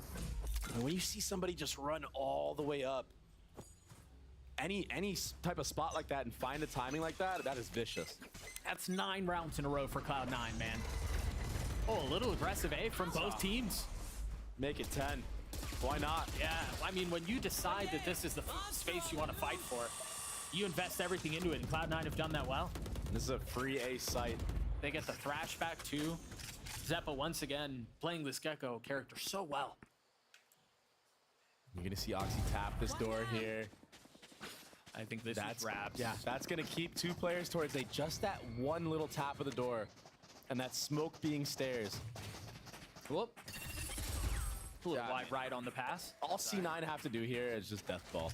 If you death ball and play the numbers game, She's still gunning for you. You're making it so hard for Furia. I mean, death ball, and then you have the thrash. You still have utility to play with. Vanity's taking space into waterfall. He's gonna get his 2 kills here. Nazar's gonna be left alone. He's one tapping them on purpose, Doug. That's insane. Oh, he knows. Oh. A little bit of medicine returned as Cloud9 destroy Furia 13-3. This has been what feels like the swingiest series I think we've ever had. And Vanity got up so fast from his chair after that round. He's like, that's how we do it. Yep. He's trying to get into bind as soon as he can. He had 4 first bloods. Oxy played super well, as you mentioned. Just, I mean, the value that he provides on Raze is insane. His Raze is some of the best. Rooney went 17-8. This is the Cloud9 that we've seen all split, right? This is the 3-1 Cloud9, the one that has been surprising people with how well they've played, with Oxy going Super Saiyan every time they cut to his camera, with Rooney having big clutch moments. This is the Cloud9 that we expected when the day started. And honestly, to keep it a buck with you all, this is the Furia we expected when the day started. Bind on the other side of this. We'll see you guys after the break.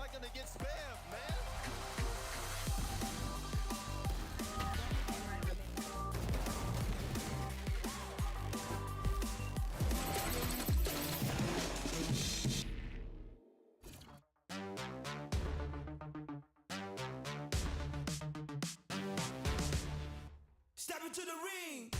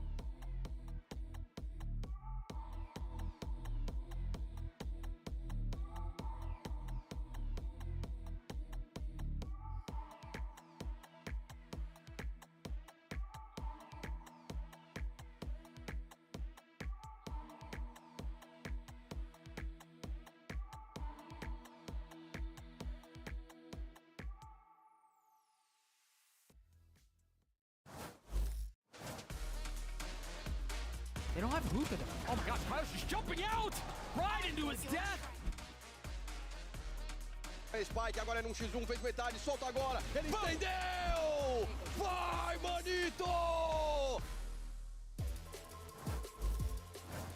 Furia may have won map 1, but Cloud9 served it right back to them on map 2, taking the win. Now, I feel like this is probably the C9 people were expecting to see on map 1. Oh, absolutely. I mean, we were completely expecting the reverse on map 1. Right. This is more what we were expecting. It's crazy, though, because I think Furia is still fighting. I mean, especially early in that game, those first 3 rounds they got was with eco, you know, that sort of thing. But eventually, Oxy goes crazy, Rooney goes crazy. I think all of Cloud9 really found their footing, and we're up to the level of Oxy instead of what we saw in Ascent, where it was just Oxy. Yeah, I mean, at this point, maybe Ascent, either we're hitting the drawing board or we're trying to get it out of the pool at this point we're playing, because two series in a row. Yeah, 2 series in a row, pretty much blown out on that map. And yeah, obviously night and day. This time, notably, they continue to get more first kills, but they actually converted on, I'm pretty sure, all of those rounds where they got the first kills, versus on map 1 where they were losing so many 5v4s, cleaning things up. Of course, again, this was their pick, and you could just see a difference in their setups and how they're playing around them. Like, it's just not the same. I think when you looked at how the game flow was going for Furia in comparison to Ascent, it was a lot less control garnered in those early rounds. And I want to actually show a round. I'll head over to the telestrator and continue a conversation that actually Doug and Baby Bay were having on the cast, where they were talking about how this C mound control was really working out for Furia. You can see here, this is a situation that we were seeing a lot with this smoke right here, this big one that they're throwing to cancel out the effects of the one-way. A lot of times there's a few options here, right? You could take your team and walk through the smoke, and that basically allows for the left side of the mounds to not be aware of what's coming out from there. So you could dry walk through. Other times, especially when you're playing a Sky, you can go ahead and flash through. There's definitely a lot of options. You can even wait it out, cross to the other side like you would do with a normal Omen TP, and wait, and then double swing through both sides of the smoke at the same time to catch them by surprise. There's definitely options, and Furia tried a few of them. It just wasn't quite working. So when you're talking about being outdated in the ways that you're dealing with this, you just don't actually have the tools in this comp to really utilize all the different options. So let's actually show how Cloud9 was canceling and taking advantage of it. So it was a really brilliant setup, because in this situation, Furia actually waits out the smoke, which is a nice idea, because if Cloud9 was walking up top mound, they see nothing coming through the smoke, they're gonna think, okay, they're not actually doing anything. We're thinking that they're on the other side of the map. In this case, Furia says, actually, hold on, let's not show anything, let's wait, and then let's prowler through, let's use more utility to actually come through and try to fight the players who are still on mound, at least clear it out, and that could catch them off guard. But instead, Vanity's actually just posted up with an op. He gets his first shot, right?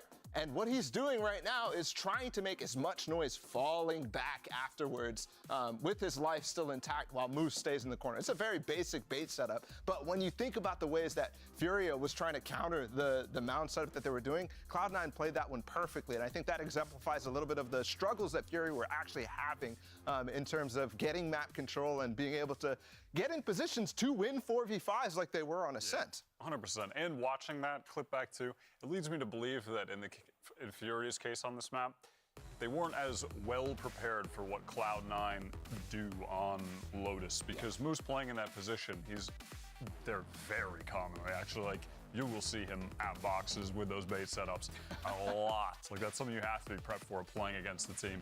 So everything that Cloud9 have been doing to find success on that map just works again. Furia not prepared for it. Yeah, so I'm kind of curious for the analysts, of course. I want to know, do we think that Furia might have been playing things a little bit too by the book on that last map and not taking more chances or risks? Yeah, I think so. I think especially as you start cooling down. I mean, early on in that game, they were taking mad control of A. They were getting deep in the spawn. But as that stuff stopped working, right, as Cloud9 really started hitting back, they definitely shied away from it over and over and over. So you weren't even getting in positions that they were getting early in that game.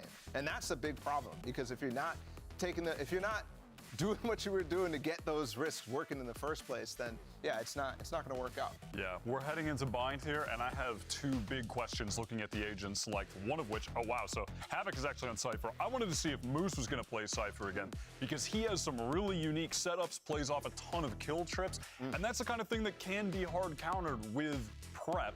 But he's also so creative that I want to see if he's going to be bringing more to the table in that regard. He is going to be on the Cypher again. There you go. And just in the case of Furia, they have not played this map in the year 2024, the year we're currently in. So this is their debut on bind. C9 had no idea what to expect coming from their side. Yeah, that scares me, though, because this is a team that so far we've been seeing not necessarily the prep work pay off, but just being able to flow with the team and individually play. And I don't think you're going to get that when you haven't played the map so far. Yeah, well, can Furia bounce back and take down Cloud9? Let's find out and send things back to Doug and Baby Bay for the call. Thank you so much, guys. Yeah, map 1 was a stomp. Map 2 was a stomp. And so inevitably, this must mean that map 3 will be a stomp. Sure. For who? For who? That's the question. Yeah, I would have to agree, but also map 1 happened, so what do we know? This clearly has just shown us that we know nothing about what we're talking about. I mean, the script says Furia beat themselves. C9. Themselves? On a set. So did 100 Thieves. Where else did 100 Thieves beat C9? On bind. Oh, you're cooking. Are we going to have a dead mouse? My gosh. Are we rolling it back? I think it's going to be a tough one. I think C9 is going to learn from their loss against 100 Thieves, unlike how they didn't learn on Ascent. I don't know much to say right now. These games have been so insane. Furia on the attack. An early split here, too. You see the little passive concern about the pressure that may be coming showers, and they were wise to it as Cloud9 is sent 3. And now the death ball move stays short. And if they continue, they'll inevitably end up hookah and then more. Or they'll die here short. Trade should come through from Oxy here, but well, never mind. Crossfire. Yeah, they will die short. That death ball not really finding any value. Furia with so much space. They can just waltz their way into A. Oh, they're not trying to get cheesed by anything. The spike goes down. No little bro on this map. Pretty rare sight to see. Yeah, you're right. You see the cages go up. Havoc trying to keep them back. As Moose is looking for any free when he can find. The double swing there is so pretty. From up top and down low, Havoc with nowhere to go. And now Moose and Rooney, the only two that remain. A push forward towards showers. MW taking a step back, trying to find the fight, and once again it goes in favor of Moose. That's 3 1v1s. They're getting away with this in a way that they shouldn't, as Moose has gotten 3. Conan, 92 HP. Can he land the shots? The time is short, and it just will not work out. Oh, he's even robbed of the opportunity of getting the kill. That's tragic. Wait, and Moose lives. Yeah. That's not good. Nope. A big blunder from Moose. I mean, he hit some really nice shots. I get it. You like that ghost, but he got his 3, but you can't like it that much. Give it up, man. And this was just a nice default hold, but yeah, it was. It just fell apart on this post plant. I mean, how are we letting this get to a 1v1, Doug? Yeah, the fact that you mentioned it. There were, what, 3 1s that played out? Yeah. That's not a good sign for Furia. They played the beginning round really well. Yeah, I mean, Conan's popping off across the stage. He's popping off, but man, that was close. A messy round, but honestly, given how the series has gone, not surprising. So far, you know, I spoke a lot about conditioning in the last map and how Furia didn't do any of that. This time, I don't know why you're laughing like that, Doug. But this time, they do decide to take B-Long again for a second round, so seems like the game plan is here. Just do a little crossfire on short with a cam and shower. And slowly work your way up this B-Long, not get cheesed by any of these close corners. Man, maybe Havoc can take some space up short.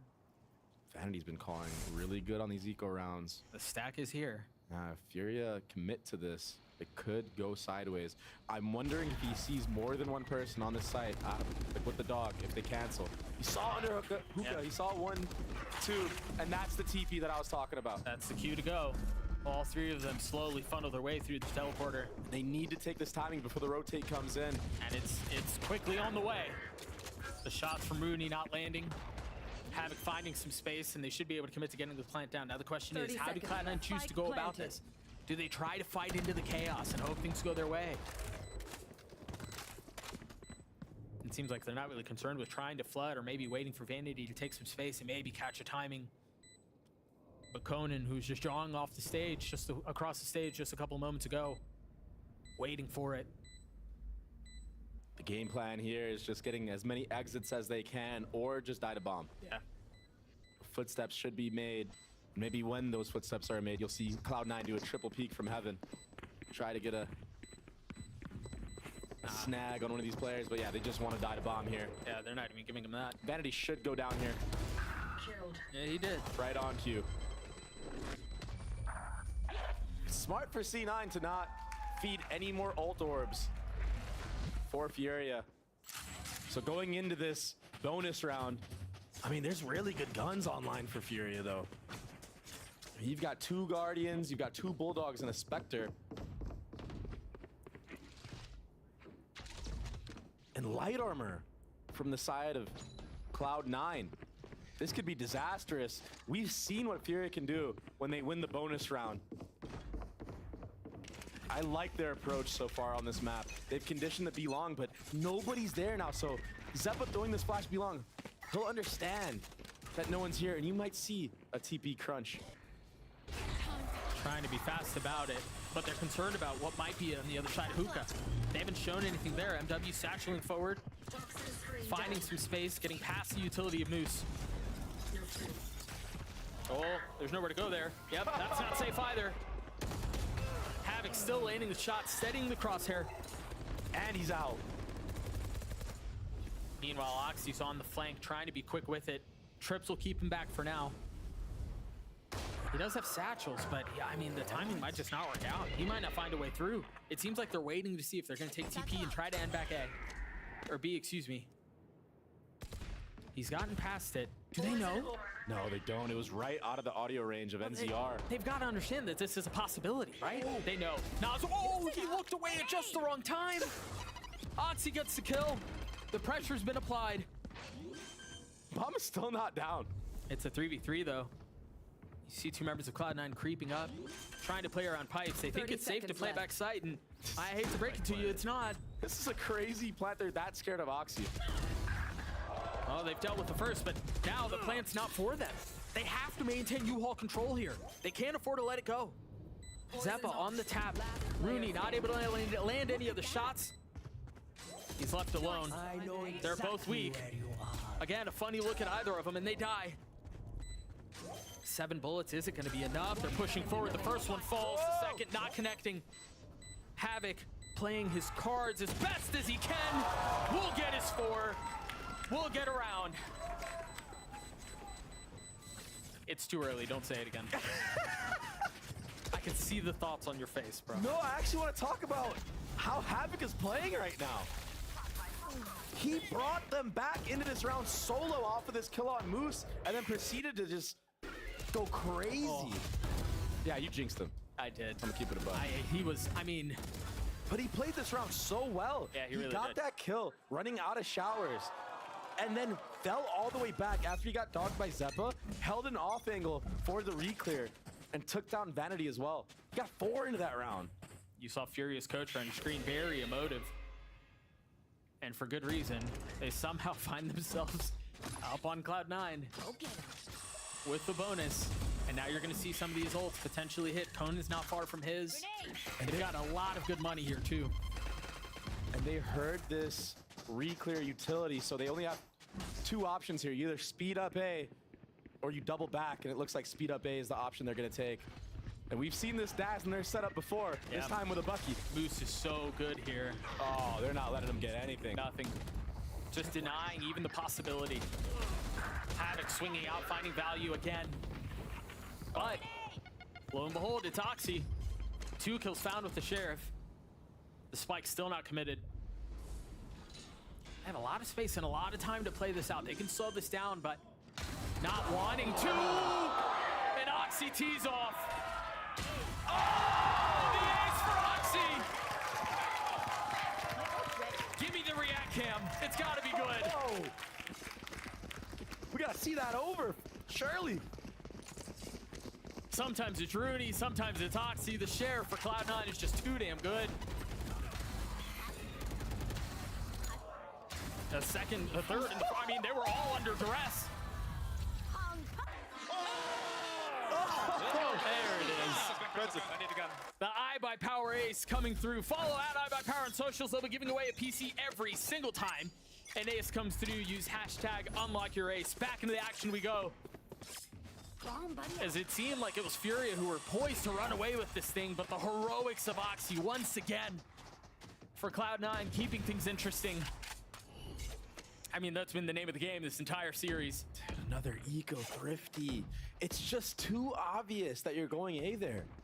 Even if Oxy didn't get an ace, it's just, you're showing one layer. Yeah, you pressure B long and then you leave. But Zeppa is re-clearing this so well that it allows them to stack 4 players on A. Oh, and we talked about it too. They froze, but they didn't freeze for very long. They didn't cut noise, really. They didn't show any utility anywhere else. There was nothing to suggest they may not be staying. And that allows Oxy to just style on him. And this rocket should get mad value, but that Sky Flash was really well timed from NZR. He got that one by accident. Better lucky than good, I guess. Oh, they're just on the other side. He gets 2. Again, better lucky than good. They all fall apart. You cannot be giving a player like Oxy an ace. It fuels his entire team. You're not only feeding one of the best duelists in the league an ace, but when his team sees this happen and hears the pop-off, I mean, stuff like this happens. All of a sudden, Moose is sitting at the top of the scoreboard. And I'm pretty sure that was all off of the cue of hearing a reload. Yep. That's all it took. I didn't see who it was who did it or how many bullets they had, but you got to give the credit to Moose for pouncing on that. This is a good timeout from Furia. Off the back of 2 rounds that weren't even close. Oxy holding down that U-Haul. And again, Furia is just missing a big step in keeping somebody B long. It honestly reminds me of the blowout game that we saw NRG have, where it was very much, we're gonna default B long, throw a KO knife, not leave anybody, not insert anybody to stop the re-clear or even show any more type of presence there to keep members of Cloud9 there. And instead just doing the basic reaction that everybody knows. Okay, you're gonna take B long control and then just hit A. Yeah. I mean, this is obvious stuff right now. You gotta have more layers when you're playing at a level like this, when you want to get your first win. Yeah. And they had those layers on Ascent. That's the thing. And it's so weird to me. There's just been no depth here. You're absolutely right. And of course now, if you're C9, you're gonna set up your Cypher on the B. You played Cypher on A every single round so far. A light bite for Fury on the other side of this timeout. They have a judge and a stinger. Surrounded by sheriffs. Oxy perched up like a watchman. Seeing if anyone dare challenge. Roomba not getting any info at all. But suspicions confirmed. They hear the utility. The nade is good. That's going to keep them back a little bit, but they've lost U-Haul control. A solid understanding of that as Vanity swings, tries to get a kill, and does onto Havoc. They're thrown apart. Whoa! Conan's got through the TP, but do they flip the map? They still have all of Moose's utility if they do decide to go B. It's just a death trap here. Zeppa's just going to jiggle and then delay with this orb coming up. One spotted, he hears a stinger, understands there's not much threat behind that fight. And it's getting closer. This trip is going to get a lot of value. Yeah. Unless Furia decide to contact all the way in and explode off of it, but Moose is already positioned here. And you mentioned it, he hasn't been here this entire half. But they cleared it out, wise to it, they contacted up. Moose still gets his utility or not, it's traded.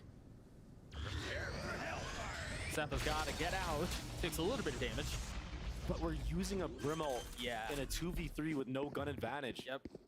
With short time, you're surrounded. Enemy remaining. I mean, great, we got the bomb down, Doug, but that's a huge ult to just be giving away like that on a round that's already not in your favor. That does not feel like an equivalent exchange. by any means. Nice try, man. And so Cloud9 will tie us up. And I mean, for Furia, it's been, I mean, yeah, they're at 3, but it does not feel like a tie game here. It really feels like Cloud9 have kind of got a jump on this after the first couple of rounds. This is all off of an Oxy ace. I said it, you cannot be giving this kid an ace like that for free. Oh, wow. Yeah, that was very awkward. Yeah, it was. Not only are you allowing C9 back into this game, but you're also putting yourself in a bad spot in terms of ult economy. Had Khalil saved that Brim ult here, I mean, you're going into rounds with almost 5 ults online. And again, for whatever reason, the game right now plays more snowbally than it feels like it's ever played before. Ult economy matters more than it feels like it ever has. So to kind of let that one go by is tough. But alas, that's a decision they made. And so that's the bed they have to sleep in. They still have a couple of ults close by. Nasr and MW. Moose has a really cool cam here on top of this hookah area. That's really good observing. I mean, look at this. It must be Sapphire. There's no way it's Prius. This is so sick. It's almost like a one-way cam. Surely nobody looks straight up there. No. And even if you hear the sound, you're just kind of looking around, seeing if you can find it, and then there's a swing out from Oxy. It's set up beautifully. Deleted. Oh, that'll help. Another one to be found. Oh, but he cannot control the spray. What a good peek from Rooney. The little bait and then wide swing. Actually owned Havoc's crosshair positioning.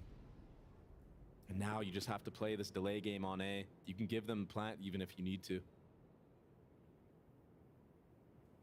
There is no dog online. Left. 4 flashes, 4 C9, so. Yeah, but they do have numbers. Oh, Rooney's so quick and decisive on this. Yeah, he's playing this so well. But Nasr. Oh, they're not ready. Nope. He hears him drop. A commit to the plant, and now with 10 seconds left, MW from so far away is gonna have to frag his way out if he wants to win this. That was cool. That looked good. But again, Cloud9 with a massive lead. It was 4-2. There was really no way for Furia to settle things. Every single round feels like there's this massive gap between the two teams. Yeah. There was a nice, cheeky little play there for Oxy in that hookah area. Yeah, off the cam. Yeah, I think Moose made sure that if there was anybody outside of hookah, they heard him maybe toggle it on and off. And that's why we saw Khalil kind of looking up towards the sky there. Yeah. And his gun model actually blocked the peek from Oxy. Well, that's what we were talking about, right? Oh, if you're hearing it toggle, you're looking for it. Right? You want to get rid of that as best as you can, and Oxy opportunistic with the timing.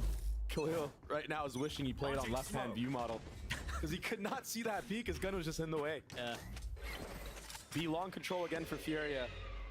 And they haven't hit off of this ever. So maybe we're going to see the first time they decide to do this on a gun round. Dude, look at those trips. They know the one that's outside of Octagon has been used before. Oh, but of course, you get a trip on it anyway. MW satchering forward, getting the kill on Zeppa, but the Seekers were invested. So they've gotten some space here, but Moose trying to hold it down, gets 2. Not able to control onto the 3rd, but plenty of damage has been dealt. As MW perched up on top of the boxes. So much info about to come through off of Havoc's ult. Vanity on the rotate. He still has a smoke to play with and his molly. Trying to fight their way out of elbow, and it's a 1-for-1. So close. I don't know if he meant to drop there. It was close. Either way, Vanity, position given away. Nasr looking to take the fight. He wants to swing. He wants to take it to him, and he does, but it's ill-advised. Rooney stuck in the 1v1. MW trying to tie us up again, and he will not. The shots from Rooney are too clean. Nice retake from C9. Stuff got scary. I thought that there was going to be a collat kill there onto Rooney through Oxy. Yeah, it was close. And this rocket was actually really, really good. This was a hard read on how Zeppa likes to play this side of the map.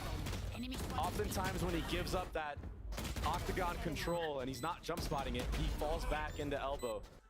So that was a really good play from MW to punish him with that rocket, but the post plant not going the way of Furia. No, not at all. I also think it's worth mentioning. I mean, the trips caught Conan. They could have easily caught MW. So, fortunately, it goes their way, I guess, but nothing else in the round did. And so Cloud9 starting to balloon this lead. Up to 2 now. Vanity's close to his ult. You're starting to see the snowball begin to amass on the other side. Oh, and Seppa's here to kill. If anybody gets in the crosshairs of Rooney, he's gonna pop flash and swing wide as ever. But instead, they're feeling the pressure coming in from Hookah. The dog cleared out. And do they dare try this? This is good so far for Furia. They baited out. Yeah. One of the brim smokes. Rooney's not helping anymore. A little bit of damage, but it's a flash and then a step back.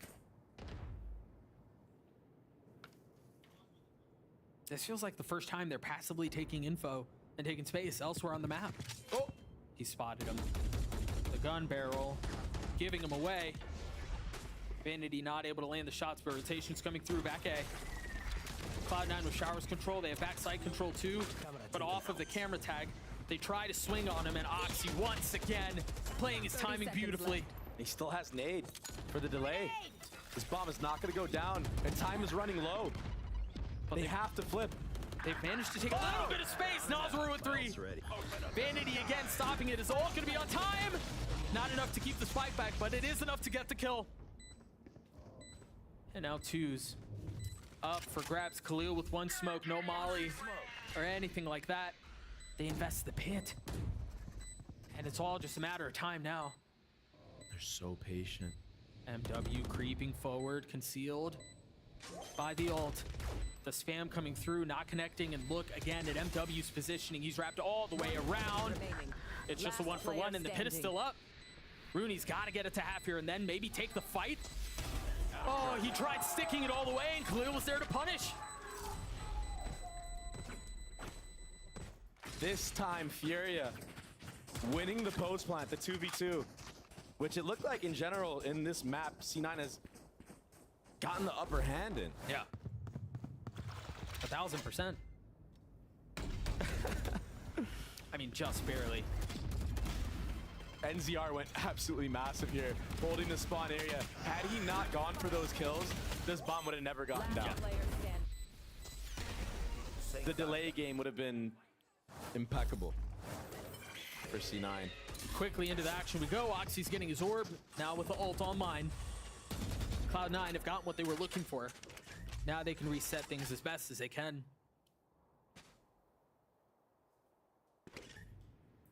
They were initially playing so soft on A, but now Rooney rotating over.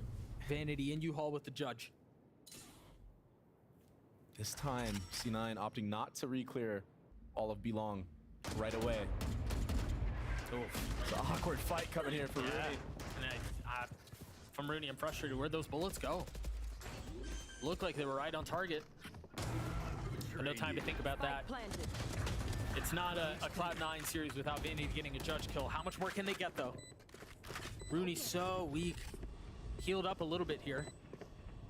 No armor to speak of. And Oxy choosing to go off of the flash. The rocket forward, Havoc dead. MW looking to do a bit of the same on the other side as he's got high ground, but no, instantly dropped by Moose. What a shot. And Khalil is so far away from this. They're going to triple face him. Oh, that was a little dangerous for a moment, but he's going to get the defuse, and the kill comes through. This post plant is where it all falls apart for Furia. They have too many isolated players. They're not positioning good enough.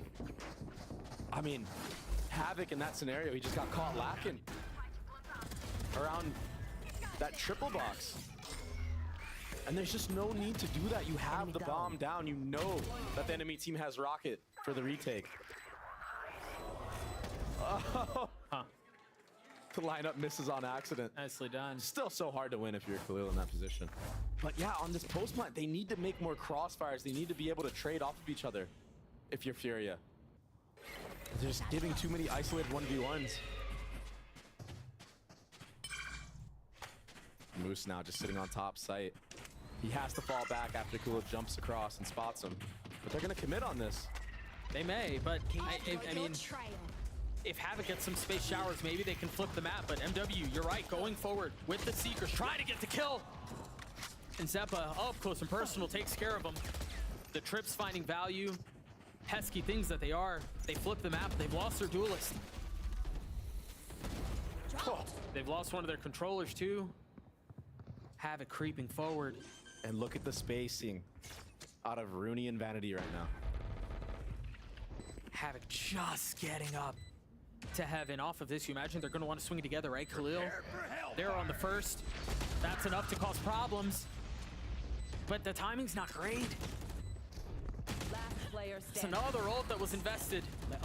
And now left in a 1v5. Havoc's gotten good night. But again, the defuse is going to come through. Only has one bullet, too.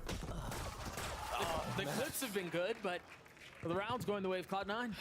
And I mean, everyone hears me do a deep sigh here. We're on a scrappy buy, and again, we invested another Brimall. We invested the Skyall. We do not have the advantage in these rounds. And MW is just on an island right there. Yeah, he beats the trip, but he doesn't win the 1v1, and I mean, you leave Havoc in a 1v5. I mean, they've lost the plot. Yeah. They need this round. They need this round if they want to win this map. And so they decide they both want to try to fight for showers. And Cloud9 win that duel out. Not just the one showers, but the one U-Haul too. That's the Viper's Pit from Conan. Vanity has a Brimall. Yeah, he just got it off of the showers scrap. Oxy's been so good from this position. MW has to satchel out. They've got to be careful. They've gotten some space here, but again, Vanity and Oxy are set up so well. This cross they have, they don't like what they're seeing, and they're going to push their way into what? All of the Cypher util, where Moose is waiting on the other side. The spam's going to connect, and of course, it's a shorty with 3. No way for them to get in. I mean, the only real way to trade in that scenario is to just spray and pray. Yeah. Hope that you get him, but Moose is having a heck of a game right now. 14-5. I mean, they're able to have him be on an island here towards that B side of the map because, I mean, when he's played here, the trips are usually never broken, especially the one in Hookah. Yeah. This was just so well handled by Moose. And honestly, it's a good job the entire way because they deny all of the space A. They funnel them into B, right into the teeth of the defense. It's just so impressive. An 8-4 half in favor of Cloud9. Both Cyphers top fragging on either side. That's how you know this map has been a wild one. Let's hear from the IGL Vanity and get his thoughts on Oxy's rookie year. And guys, it's been a good one. I think the biggest thing with Oxy is just needs time. It's kind of similar to how I feel like a lot of people viewed Zekken last year, where you could tell this kid has like superstar potential, but it's going to take like a little bit to get there. I think he's improving at an incredible rate, especially in the 6-7 months I've been playing with him. He's absorbed so much information. He's grown so much as a player and like a human, and it's really awesome to watch. He does seem to get better every single week. The Scrim Oxy continues to come out, and you know, like Vanity mentioned, it does feel like he's absorbing a lot. He's learning a lot on the fly, and you see why people were excited about this kid.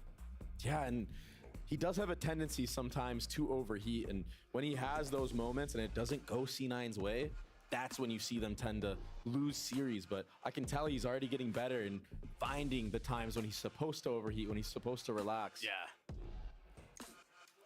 I mean, the way that the last half just played out at the end is insane. They were, won 8 rounds of the last 9 in favor of Cloud9. Like, Furia won the pistol, they won the eco, and then they bonus, and we thought, oh, snowball, potentially. No. I mean, they just get rolled by Cloud9, and again, I know it feels like 8-4 half, it's competitive, it's close, but this really doesn't feel like an 8-4 half, given what we saw there. I feel like Furia could have easily had the upper hand in this half, maybe even a 7-5, but they wasted so many of their ults. They allowed Oxy to get into the game and enable his entire team after he got that ace. I mean, all momentum was showing that Furia was gonna have a stellar half. They went up 4-0, they won the bonus, and then they're getting eco'd. And the way that they got eco'd as well was just unreal. The ace happened, and it really feels like Cloud9 hadn't looked back. If you give Oxy the time of day, he will punish your team like that. I mean, that was just an Oxy ace. And again, as I mentioned before the break, it's not really primarily been him. Hold on, there's a fight, a short again. The spam coming through, Oxy gets his kill, but can Cloud9 emerge on the other side of this victorious? Whoa! It's gotten so messy. Oh my goodness. Again, that's been the name of the game this entire series. What felt like a Hail Mary attempt to snatch this thing back, to lean into the chaos and hope that as the dust settles, they're the ones who are standing on top have gone sideways once more. Cloud9 managing it beautifully. In the face of heroic efforts from Nas, where he got, what, 2 that round, maybe even 3 with the Ghost? Conan had no ammo, he just had to... Oh, he did it again. Run him down. Ooh. That's the second time we've seen that headbutt play out. Havoc's gotten it to half. But Moose and Rooney save the day. Cloud9 get to 9, and this could potentially be over. It's impossible. 1v3, there's too many angles to look at. Even with half on the bomb. Oh, what a great dog. From Zeb. I didn't realize it got 2 players. And I mean, when you got no ammo in your gun, I guess you gotta go. You have one choice. You gotta do something. So it's now 4 rounds in a row for Cloud9, going back into the last half. 9 of the last 10. And Furia desperately needing a miracle here. Of some kind. Of any kind, really. That is the info that Furia is playing for that hookah area. And that's why you see Cloud9 just contacting up Belong. Free orb control. They can leave Oxy here if they need. Interesting that they choose. Oh, that's a free kill. Oh, yeah. That's beautiful utility. Yep. Also interesting here, too, how Cloud9 are choosing to prioritize the benefits they could have. What? Yeah. It's hard. It's hard to hit shots like that. Oh, absolutely. Satcheling all over the place. With a Bulldog staring you down. Cloud9 trampling forward, looking to put the finishing touches on this. The Shorty's going to get a couple of kills, but that's all it'll be. Cloud9 get to 10. They're starting to stack all of the ult orbs they can into Vanity's hands, no less. He's now halfway to having his orbital strike online. Imi did tell me before this series started, before they even played Ascent, which was, I mean, a distant memory now. That feels like forever. But he told me, we're gonna run these guys down. And now we're finally seeing it. Map 3, full confidence in effect. I mean, they just ran into spawn like that. A little bit reckless, but they're trying to make a statement. They walked on Ascent so they could run on Bind. It's been crazy. Nice. Oh! A little bit of a missed cam there. I mean, doesn't matter too much. He'll pick it right back up. It'll come back in, what, 10 seconds? They have to give some of the space up, though. And so you see Furia taking a little bit of a step back. Yeah, they've gotten punished with any aggressive plays they've done so far, so I don't blame them for trying to play a passive hold, but the scaling right now from Oxy on these hits are too strong. It's so clean. I mean, they use the dog to find where the trip is, and then they send Oxy to dance around it, but they're still trying to fight for the site. Havoc is still here. They've gotten the spike down, but do they know? Havoc dancing around, Khalil and MW providing distraction, and Havoc can win this thing on his own. 23 HP. Moose waiting, the crosshair trained. As you see Havoc trying to reposition. Yeah, he played his life as well as he can, but now he has so much to do. Still has to get the defuse, and I don't know how Havoc wins this out. This feels impossible, but the shots will land. Havoc's aim in this map has been crazy. Bomb's not defused yet. Oh! The BM. My ultimate is ready. I mean, technically he's not shooting the body. That wasn't the body. Oh! He's doing it now. I really do be jinxing everything. Yeah. That's crazy. That's the first round they've won after losing 5 in a row. Going back to the last half, losing 5 before that. There was a strong chance they could have lost this round too. Yep. I mean, we spoke about how good the scaling has been from C9. Damn, that guy's a wizard. Yeah, how did he live that last span in 63? I mean, it felt like he was doing magic tricks, like he was Houdiniing his way through. He was on site the entire time. They had no idea. He really was. He finessed that smoke so well. That's a crazy 1v1 win. Yeah, the fashion that he did it when he's 1 HP. And Moose was holding the angle. I mean, he was there. Cloud9 once again creeping up B-long, potentially into the teeth of 4 members of Furia here. Oh, really good damage done on the Vanity, but he will get healed up to full. Narrowly missing the kill there. Yeah, C9 don't want any of that smoke. And that's why you see the rotate coming out from Furia. And Zeppa's job here is just to keep as many players as he can towards this B site. Toxin screen down. These trips are crazy. Oxy's gonna get caught. Yep. Oh. There's no fire in the hole. Not that time. Havoc playing that beautifully. He wants to win so bad. I'm starting to believe the message shots that were sent in the previous round. He's trying to keep back sight. He's using the ult. Gonna find so much info. There aren't really many places for Cloud9 to go here. In a 2v4, if they decide to push forward, maybe they can get these kills, but they're still outnumbered. It's not gonna go their way. Vanity will fall as well. Furia get to 6. Just like that, we have a game on our hands, Doug. I don't know that I'm willing to go that far yet. But they're certainly making a run at it. That's the Raze ult out too. Yeah. That's a W round for Furia. Yeah. Oh, for sure. Any two round steps ahead right now. Any round felt like a W round for Furia there. Yeah. Given how things had gone, and that will inevitably draw a timeout out from Mini, or excuse me, from Mimi. Because letters are so similar. Mini's back.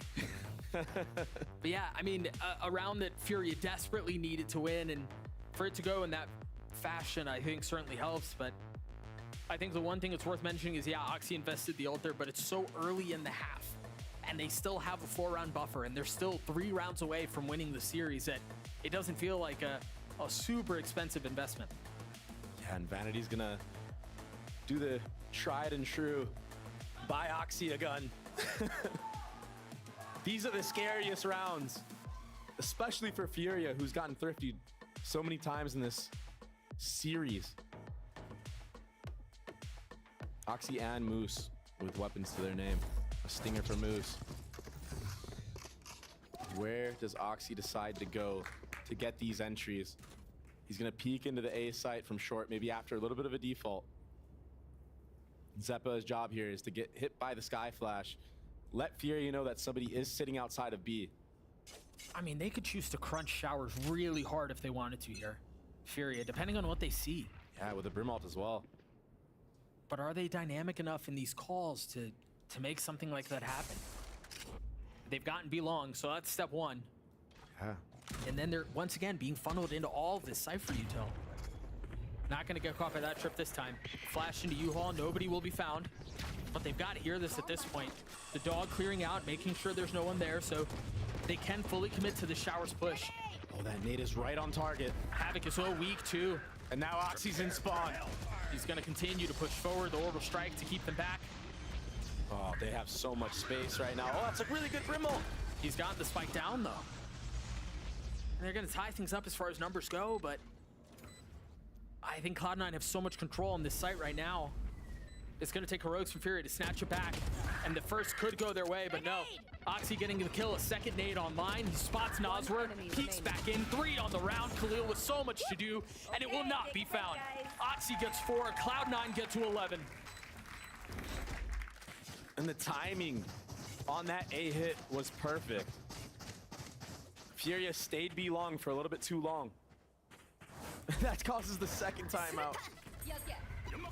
Right away, back-to-back rounds. Oxy got so much value this entire round with his nade. Yeah. Not only did he get the kill onto Havoc, but he forced NZR to have to go wide. He either has to stay in spawn and give Oxy that angle the entire time in heaven, or he has to just run through it. And this time, Oxy just punishing him, taking things into his own hands, pushing spawn there. We've seen him do that before as well. Well, I think we've got to mention, too, the second half that Oxy has had is insane. Yeah. He's currently sitting at, what, 20 and 13, and I believe at halftime he was at, like, maybe 10 kills, 11, maybe. So for him to have nearly doubled his output here in the second half is insane.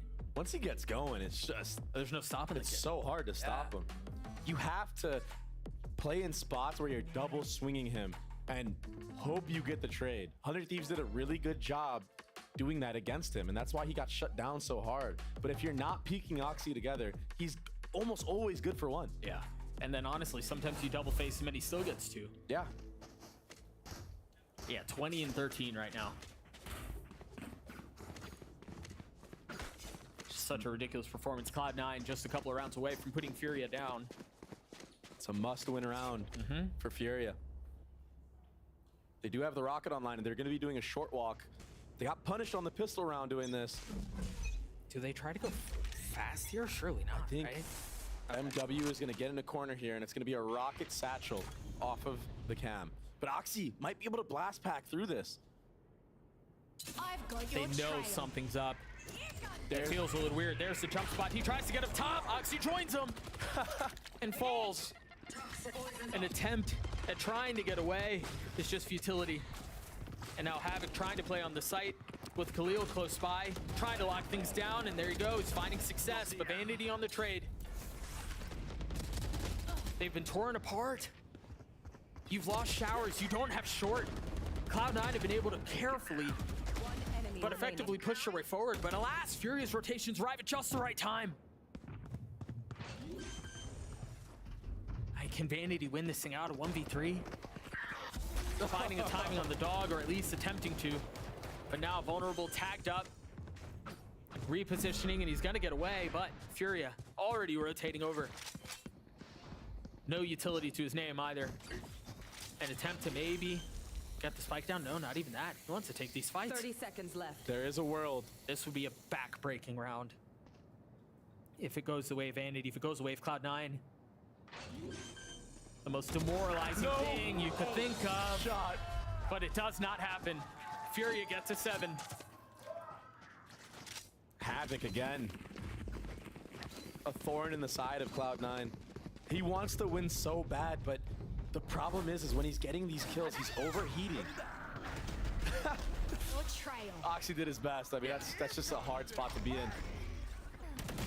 Even if he gets out of that, Havoc's gonna just swing him right back and get the trade.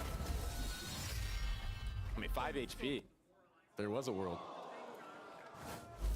Probably closer than it should have been. The gap now down to 4 rounds between these two squads. And a different setup from Havoc. The Trips heavy B this time. He's got the cam. And there's a lot of presence here too. They're playing so heavy on their Cypher site. I think Moose heard all 3. And again, the call on the other side of the map, Zeppa's job at A is to just be a fake. Try to keep players there. They have to commit to be here. They don't have any showers control. It's such a big gap though for Furia. They're not aware of short either, and that's why you see MW sitting in CT spawn. And they now still he's have able to foot out. I mean, they still have a couple of trips. They still have the trip outside hookah. But if Havoc dies, it's all for naught. And there he goes. He falls. MW's there on the trade, but they have so much more room to breathe now. The timing on this has to be fast. If Conan wants to show up to apply some value, to apply some pressure, it's got to be quick, or Nosler just wins it on his own. 3 for the leaders. Furia gets 8. Conan is a maniac right now. He just ran through like 4 set pieces of utility. Still made his way under hookah. He's playing like a madman. And he's getting punished for it. But it's just funny to watch. Those are really nice shots from NZR. The little side steps that he does.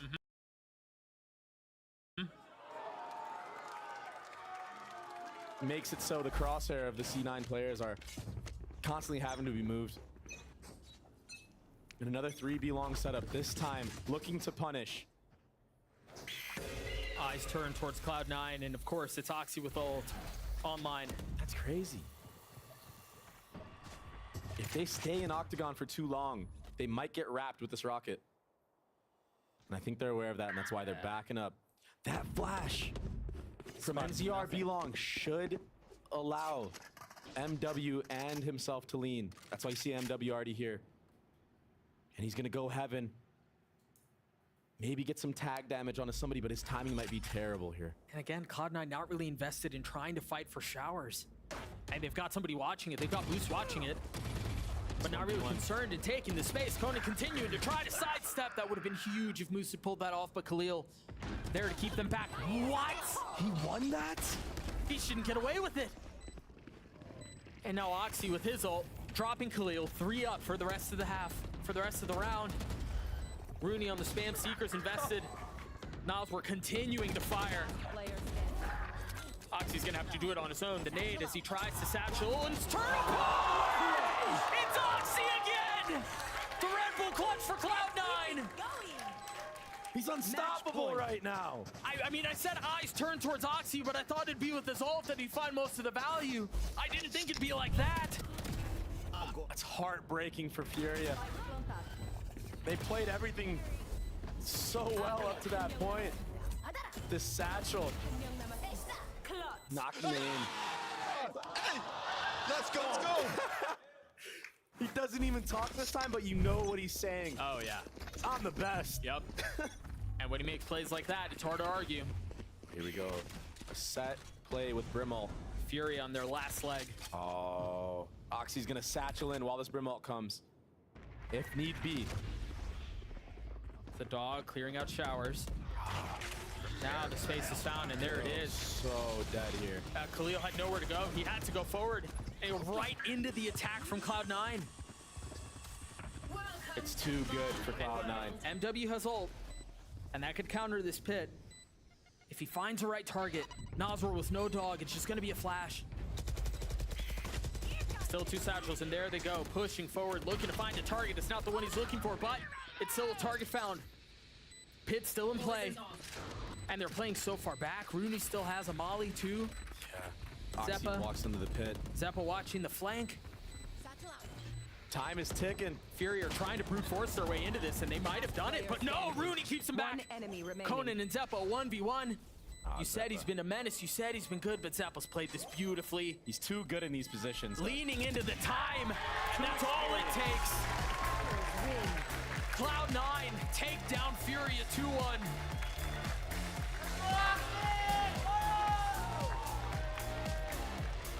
That is Furia's last hope, I believe, of trying to make a miracle playoff run. And Cloud9, the mental resilience to bounce back after a disastrous first map and bring it back. Answer with a 13-3 on Lotus, and then to close things out on Vine, which was a tough fight. It was at the end. Oxy had a lot of big rounds that bailed C9 out. Again, I think he had 10 kills at halftime. Finished with 27. And 7 first bloods on top of that.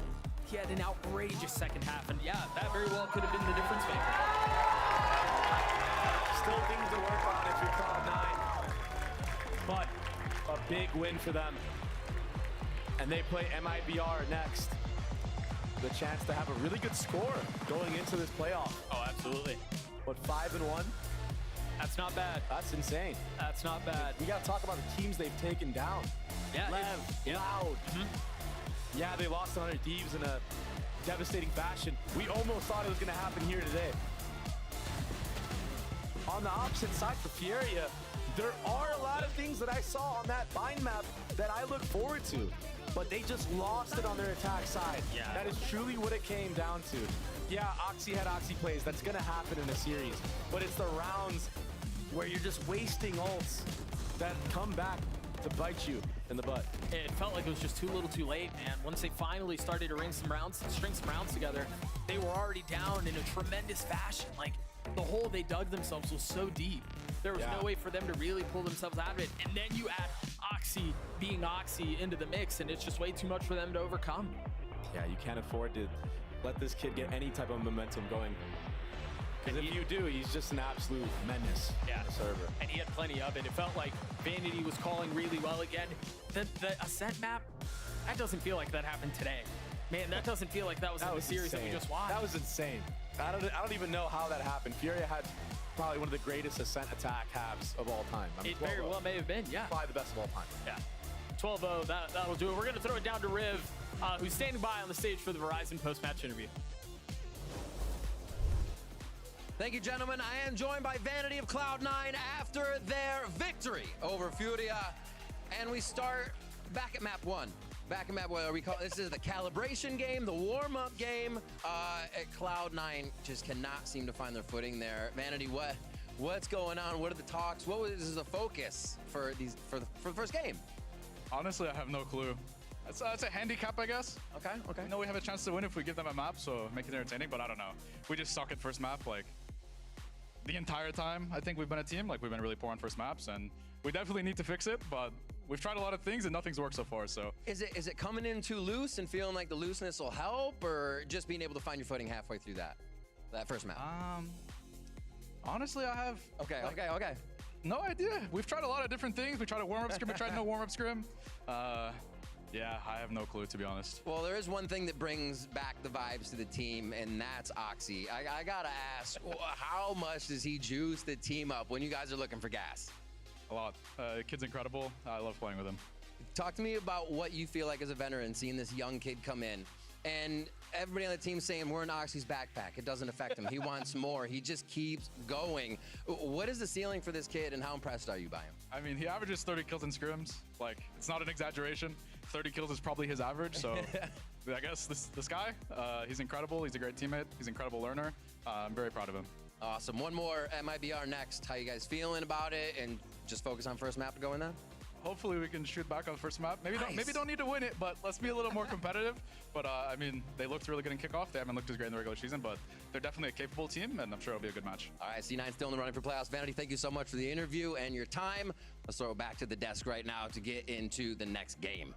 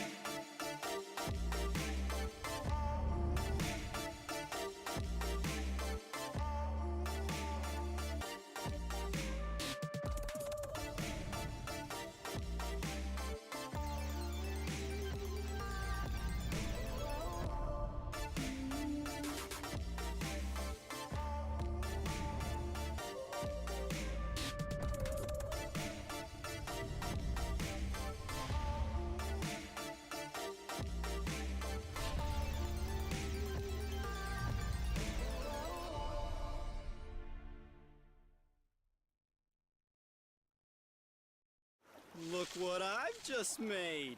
The perfect pearl. Not too bad, but check this out.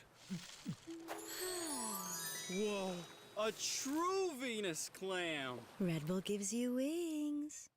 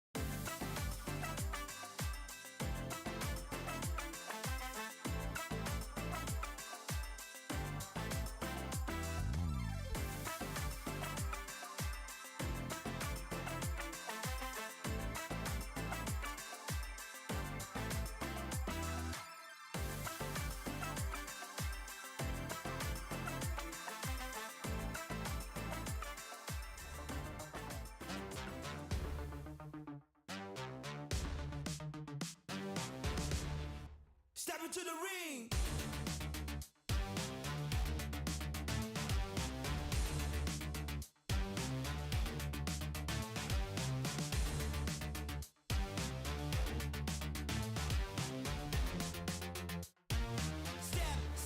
Step into the ring.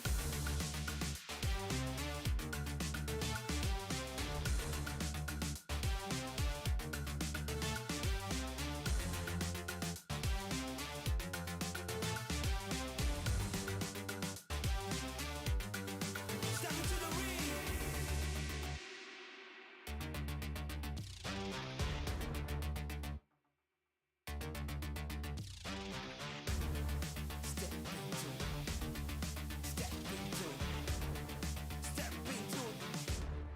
Step into the ring.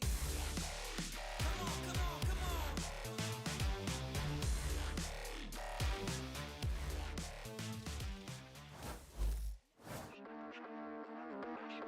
I mean, I'm ready to play against my boy Max. Like, you know, yeah, like a long year. Me, Ethan as well. To be able to take down these two last giants.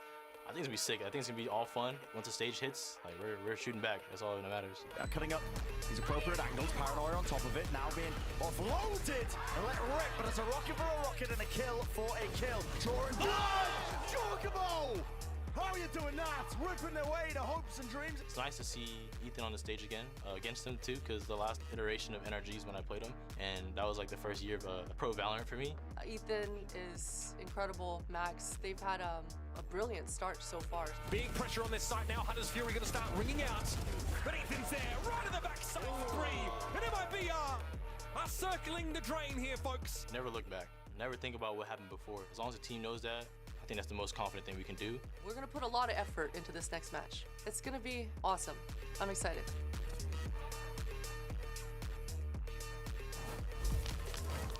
Welcome back to week 4 of VCT Americas and our second match on this Sunday. Stepping into the ring, it's NRG versus Evil Geniuses. That's right, everybody, and joining you right now is me, Geek Heavy, along with Balla and Wyatt. How are we doing in this ring that we just stepped into? I'm just dying because the ring on the floor over there. Aw, what happened? Yeah, that's hilarious. He stepped into the ring and got knocked out. Got KO'd. Poor Floria. I'm super hyped for this next game. I mean, Same. it matters so much. All the implications are crazy based on who wins in this next one, and it's a gigabanger. I mean, the former teammate storyline that we heard a lot about in that little video we saw just then is so interesting to me. And also, given we just saw EG beat Sentinels, and they're on the crescendo, they're on the way up. I'm excited to see if they can upset NRG. Yeah, that's right. And this one is actually a bit of a twist because it is indeed a reunion.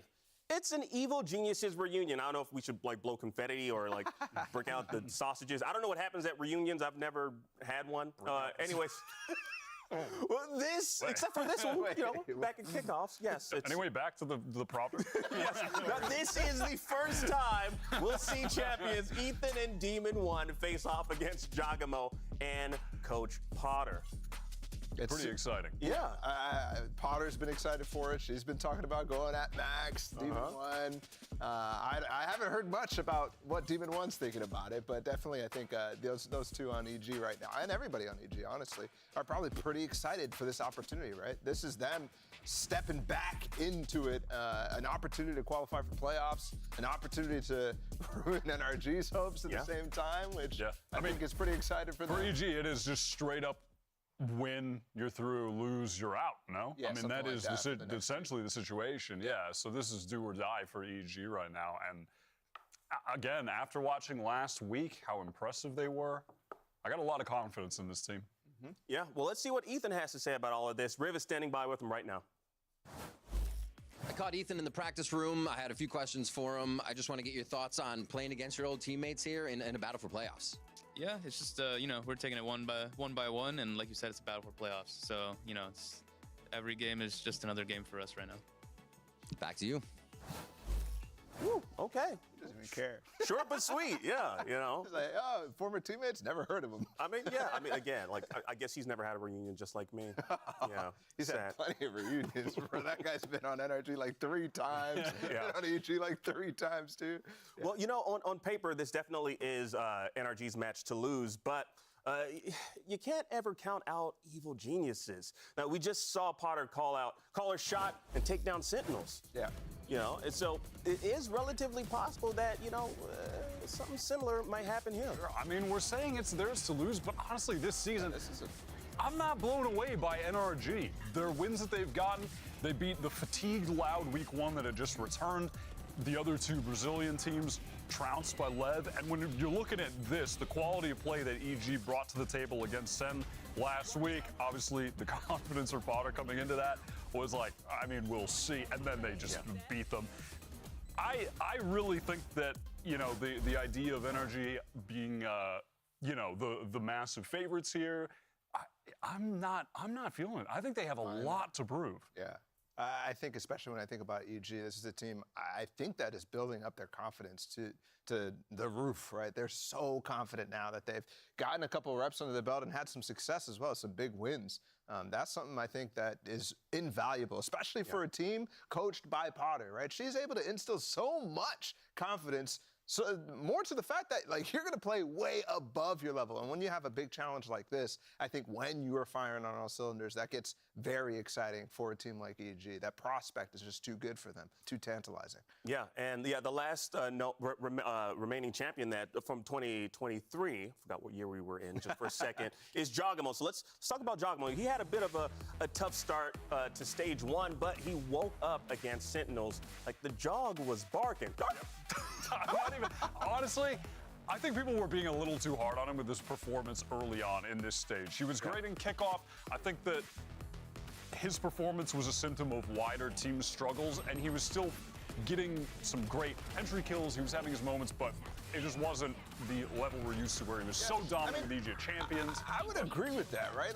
I think that his early struggles are probably because he was dealing with a whole new team, trying to do a lot to get that team involved. But the fact of the matter is he's the star player, right? He is that guy for the team. And if he's not doing what he did against Sentinels, then they're going to lose. And it's just as simple as that, because they don't have as many shooters as they did last year. It's just that simple. You say that, but they don't. I mean, yes, they don't. Okay. They do not have as many shooters as they did last year. Yeah, obviously, when you look, but that's not to say that the players they do have, when they were playing at the level that they were last week, like Apoth, Nature, they can clearly step up. We've seen a high level of individual play, but you can't just throw them into the category. I'm just saying, what they had last if Jogamo had been playing like a star that he was last year, then EG would have been having a chance in all of their games, but he wasn't, and that's why they're down. Pretty bad. Despite the fact that they still have it in their control, it's just because the rest of the teams in their group are bad too. They haven't won many games. That is, it is a fact. You're not lying, But like you said, he is definitely the superstar of the team. But you know what? How about we talk about one of the supermen of the team? Standing by with Superman right now, we got Riv. I'm in the practice room here with Supermen, up in my evil and my genius a little bit. I had a question. The Sen win last week was huge. What did the team have that you guys weren't clicking with before, and how can you use it today? Honestly, we had a very slow start and put ourselves in a do-or-die situation. So pretty much going into the last week, I feel like that gave us an edge. We all play better when our backs are against the wall. So hopefully, that will keep us hungry for the win today. All right. Good luck in the matches. Now, there honestly isn't any way around this. Evil geniuses, they need to win if they want a shot at qualifying for playoffs. And if you can't get 2 wins, well, you're out. That's just it. That's just the fact of the matter. So do we think that they can actually beat NRG? Remaining 2 games, I think they've got a chance. The NRG right here, this is it. I think they definitely have a chance. I think Wyatt is spot on when he says I don't think NRG is as heavy of the favorite as I think a lot of people are saying. I would still probably predict NRG on a regular type of basis. Yeah. But I don't know, man. I definitely think they have a big shot here. Are they the favorites if you're going on a percentage-based favorite thing? Right. Yeah, of course. Yeah. But I think EG have a way larger shot than people would assume if you're just looking at the teams on paper and their record up until this point. I think NRG have a lot to prove, especially with their map pool. Right now, it's the breeze has been insane, but the rest of the maps that they played so far in this stage, just a little lackluster. Yeah, lackluster compared to that breeze. So, listen, that's one aspect of the game. I think they're going to have to flesh things out, and they could get caught off by just a good pick ban from EG. Absolutely. And yeah, like we were just discussing, like on the opposite side of things, NRG, they really need to win to stay alive. And they're very competitive. Alpha Group, like everyone is like, they're working on all cylinders there. Yeah, EG and then 100 Thieves, this is a dangerous stretch. Yeah. I mean, very dangerous. And I think, Wyatt, you were talking about a lot of the teams that they've beaten so far. I mean, all the Brazilian teams up to this point. And they've stumbled, right, against Leviathan. They got just completely demolished. That's, I think, where the fear is coming from right now. But it's just the two NA teams left. And I think it's dangerous with those two teams picking up some huge momentum down there. Yeah, that's the problem. It's when they're playing against these teams. EG off the back of a huge win. 100 Thieves, they started losing to Sen. And then they finally broke through that glass ceiling of getting a win. And now they look white hot. Like, this is very dangerous for them. They could go 3-3 if things go awry, if they don't have a better map pool. Yeah, absolutely. Yeah, I mean, like, honestly, things are just really heating up. I think we're just getting started here. Like, I'm not necessarily sure who's gonna win this one, but I want some predictions from the table right now. Okay. Balla. This was tough, right? This isn't easy. I'm gonna say, I think EG's got this. I'm going with EG too. Are NRG the favorite? Yes. But I'm going to go with EG. Okay. Okay. All right. Easy clap. Look, I really think NRG, in a lot of senses, they have a couple things that they need to work on, right? I think a little bit of the mid-rounding. You talked about the map pool, but I also think a number of them need to step up individually, right? I think Victor has had moments, but that guy has always had a streak of inconsistency, right? Demon 1, somewhat of a slump. Right? Those are the things I'm kind of banking on coming into this one. I think those factors add up a lot when EG is white hot and potentially fired up to take down this team right now. Yeah. Balla. I don't know. I'm just kind of, I'm confused right now because I don't know. I'm going to go for NRG. I'm sorry. Okay. I'm just going to do it, Balla. Wyatt, that's fine. I'm going for NRG. I have to. Someone has to. I got to be the person that's going to be on the opposite side of the fence. But you know what? We're going to toss things over to the stage because I think it's time to get things started. Riot Games Arena, let's kick off this NA showdown and welcome our first team. Make some noise for NRG!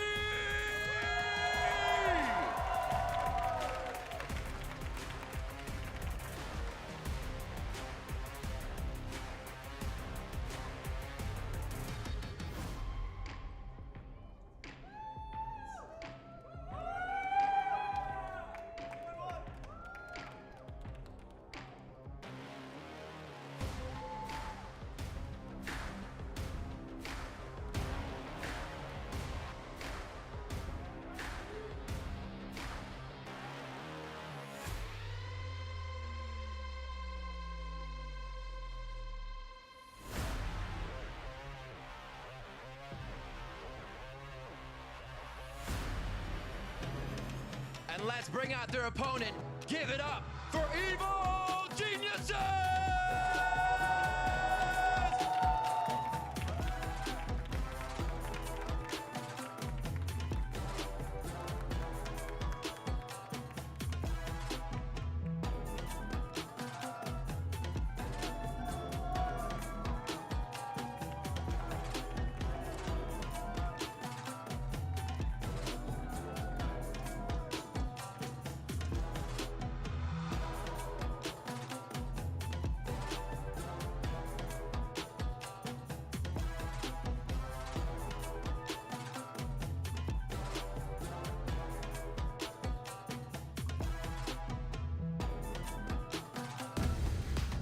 Yeah, I'm definitely gonna keep the energy going for NRG. I'm sorry, I gotta stick with my guys. Listen, it's the reasonable pick.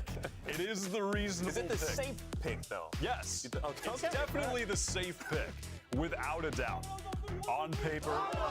But it's just for me the way that this stage has played out of the past couple weeks. It's the NRG just being lost against Lev. I just love watching the pre-game huddles from EG on this side. Like, they're walking out, you know, Potter comes out, and then all of a sudden, all the hesitation, the frowns, the nervousness just melts away. Everybody starts laughing, having a good time. Dissipates, and Everybody's got a little special handshake out there. I will tell you, he looks hungry. He looks hungry. That dog looks hungry. And he's on the other side of the stage against his former teammates, Ethan and Demon 1. I think this guy is going to fry today. Now, looking at the map pool, EG, they're going to take out Breeze. That's been NRG's clear best map. So they're going to pick into Ascent, which we actually haven't seen them play so far in this stage. Last we saw them on it, it was against Sen in the qualifying game back for Madrid, where they kind of washed Sen, and Ethan went crazy in that game. I think he dropped 27 on the KO to bring him over the finish line. So this could be the second kind of home map for NRG. We just haven't actually seen them have to play at this stage. Yeah, I mean, historically, this team has been so good, right? Even back to the old iterations of with Marv on the Optic roster, even back last year. It's a home ground for NRG, and yeah, it's been weird seeing them not really rely on it this season. And here they are in a very critical match, relying on it right here in the first one. This is going to be super interesting to see how it plays out. Absolutely, and I think it'll be very cool to see what's going to happen here with a lot of the mid-round calling, because against Lev, that was a struggle point for NRG. Going up against Nature, one of the new IGLs here in VCT America's debut this year with EG, was someone that a lot of teams had their eyes on, had a few different options. People were interested in him. And that matchup is interesting. Ethan versus Nature. Yeah. That is very interesting. I think two inexperienced IGLs. Ethan, obviously, a wealth of experience to pull from, but in terms of actually IGLing, that's something that I think Nature is maybe evenly matched so far in this Certainly could be. And on Ascent here with both teams, presumably, as they did previously, just playing the default Ascent comp. So it's going to be a significant battle between those guys. How they can play out the mid-rounds, the calling is going to be huge. This map is going to be so incredibly proactive from both sides. You're going to see reclears constantly on either side. It's going to be super interesting to see who's going to be faster to react to situations that arise on this map. Well, you know what? Let's see how the reunion goes. We're going to get right into it with this one and send things over to your casters. Say hello to Bryn and Sideshow.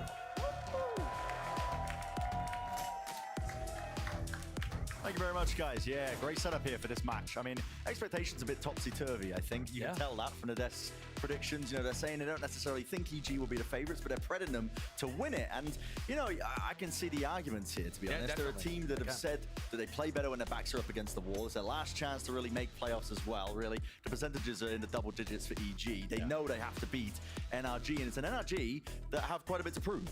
They do. It's not looked amazing for them recently. They clocked in and got their 3 wins against the Brazilian teams, and then it was struggles. The most recent game as well, Chet wasn't particularly happy even with the win that they ended up getting. And there are things on the line here. NRG need a 2-0 to clinch. An NRG win with any score would put 100 Thieves and crew through to playoffs and would eliminate Sen and EG. So from NRG's perspective, tons to play for and a must-win game for Evil Geniuses. We'll see how this one begins. With Crash, he's going to send drone forward, setting up Demon 1 into that nice forward approach. This is comfortable ground for him, really. Loves to be put into these forward positions where he can really take advantage. Yeah, one of the ways in which EG themselves used Demon 1 on the attack side of this map was inserting him deep into spots like this, over towards Market, and then running a B exec where he dashed over to switch. Oh, and Sean, he's read it and shut down his counterpart. As soon as the alarm bot was broken, still looks like NRG don't want to slow down this hit, but still anchoring players to deal with. Apoth blind as a bat, and Derek dealt with towards the back. So an open plant now for them. NRG being able to get themselves into that post plant, but they've already lost control of the front section of the site. This is a fast re-clear, but Jorgamo, Nature right behind him, not too much util, but he spots out the shoulder, a couple of stray shots, not really doing the job. It's actually the paranoia on Marved I'm looking at. He's still holding it. As soon as they collect that contact, and he's going to send it flying, so it pushes them back for but a moment. Enough damage done, softening up all the targets. NRG walking away with a nice and easy one there, despite losing Demon 1 in mid. And then that showcases how NRG are still going to be able to win some of these rounds, even if a piece of the puzzle goes wrong. That was essentially the exact same strat they were going to run anyway. They just ran it without the jet. All 4 of the players spilling out through main, and Ethan doing a great job at holding down lane there in the post. So they get 2 rifles, 2 bulldogs online here early. And I am going to be paying serious attention to NRG's macro calling, because I think that was what let them down the most in the game against Leviathan. And we've seen EG before cook up some really interesting strats. And antis. Yep, kind of strat. Anti-plays here. I mean, the drone getting the tag, but a spam damage, no kill to be claimed on Superman. But yeah, close attention paid, I think, to NRG. how to play in this one. Ethan, of course, you know, he's a very experienced player, but quite new to the IGL role when he stepped up onto this stage, and maybe that's why we're seeing evidence of those gaps. And I actually think NRG have looked really good on defense rounds on a lot of their maps, but it's the attack side calling where I think there is a little bit of an experience differential right now. Slow and steady for NRG, though. They don't want to run themselves into any stack of players. Got a lot of acknowledgement of EG just loitering around the A site. 50 seconds onto the mark into this round. You got to start making decisions soon. And EG do seem to be guessing the correct site here. This is another situation where the clock starts to run down and NRG are grouped up, heading into the stronger site, but it's only classics on the other side. How bad can it really get? There really shouldn't be much danger. 3 players spotted with that knife, but there's only 30 seconds in NRG. They can't really pivot. And Jogamo pre-aiming for the dart position here. A couple of shots now fired into the smoke. They realize. Why am I already worried? Yeah, I mean, this one stacking all the players dash forwards into the smoke and dominating the position. Steam1 is just going to be leading the charge for his team. They are lit up. Util is nice for him, but Jogo now stuck into this dice position. Time, 12 seconds. Got to deal with these players. Got to get the spike down or just kill them all. Why not? Gun here. And a very nice pause there. Stopping the scaling on on A, so that they could just hold angles and punish the EG players that were looking to try to play off Jorgamo. And I like that. There was a pause there in the middle of the exec to allow a little more control into things. So even though Ethan knew they were running into 3 players on A, and even though they decided to commit to that, they had that little pump of the brakes in the round that allowed them to escape fairly unscathed. Not overstressing the economy, and NRG all bunched up towards B to start. Ethan 2 away as well from his ult with the no command. I'll be looking to grab the orb. Easily accessible. Flash. The dash, it's all going to be combined up to push these players away, along with that dart that's not actually taken care of, but Demon1 will just go down to the spam. Isolated, I believe, from a bit of that util at the choke, and his team wasn't following up. Jorgamo still here. Trying to find that value with the dash active. Of course, he is suppressed, so unable to use too much in terms of the wave abilities. The NRG game against Leviathan. People were looking at Demon1's stats at the end. He went 2 and 15 in first kills to first deaths, and they're like, oh, Demon1, he's tragic on the entries. Entries like this have been Demon1's reality recently, where he goes in, and he's just getting annihilated inside his own cloud bursts. It's unfortunate, and it set NRG up in another 4v5. Definitely going to see that. Duelist players having poor performances if the setup isn't quite there, Victor. Good awareness from Apoth. Victor dodged the recon, and Apoth still clears it. Walkabouts all over the place here. Ethan seeking advantages. Pop flash underhanded. 1 enemy remaining. And that will seal it up. So the bonus round, not too much damage really being done by NRG. Here's EG. Put their 1 onto the board. And we actually saw Apoth there push all the way out of B main.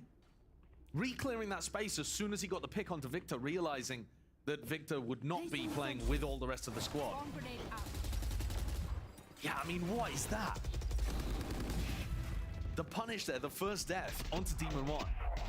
And then Apoth swings around, pushes tiles to kill Crashies and Marved. Nasty stuff. Was there much damage done? Not really on an economical side, but it did get up this null command.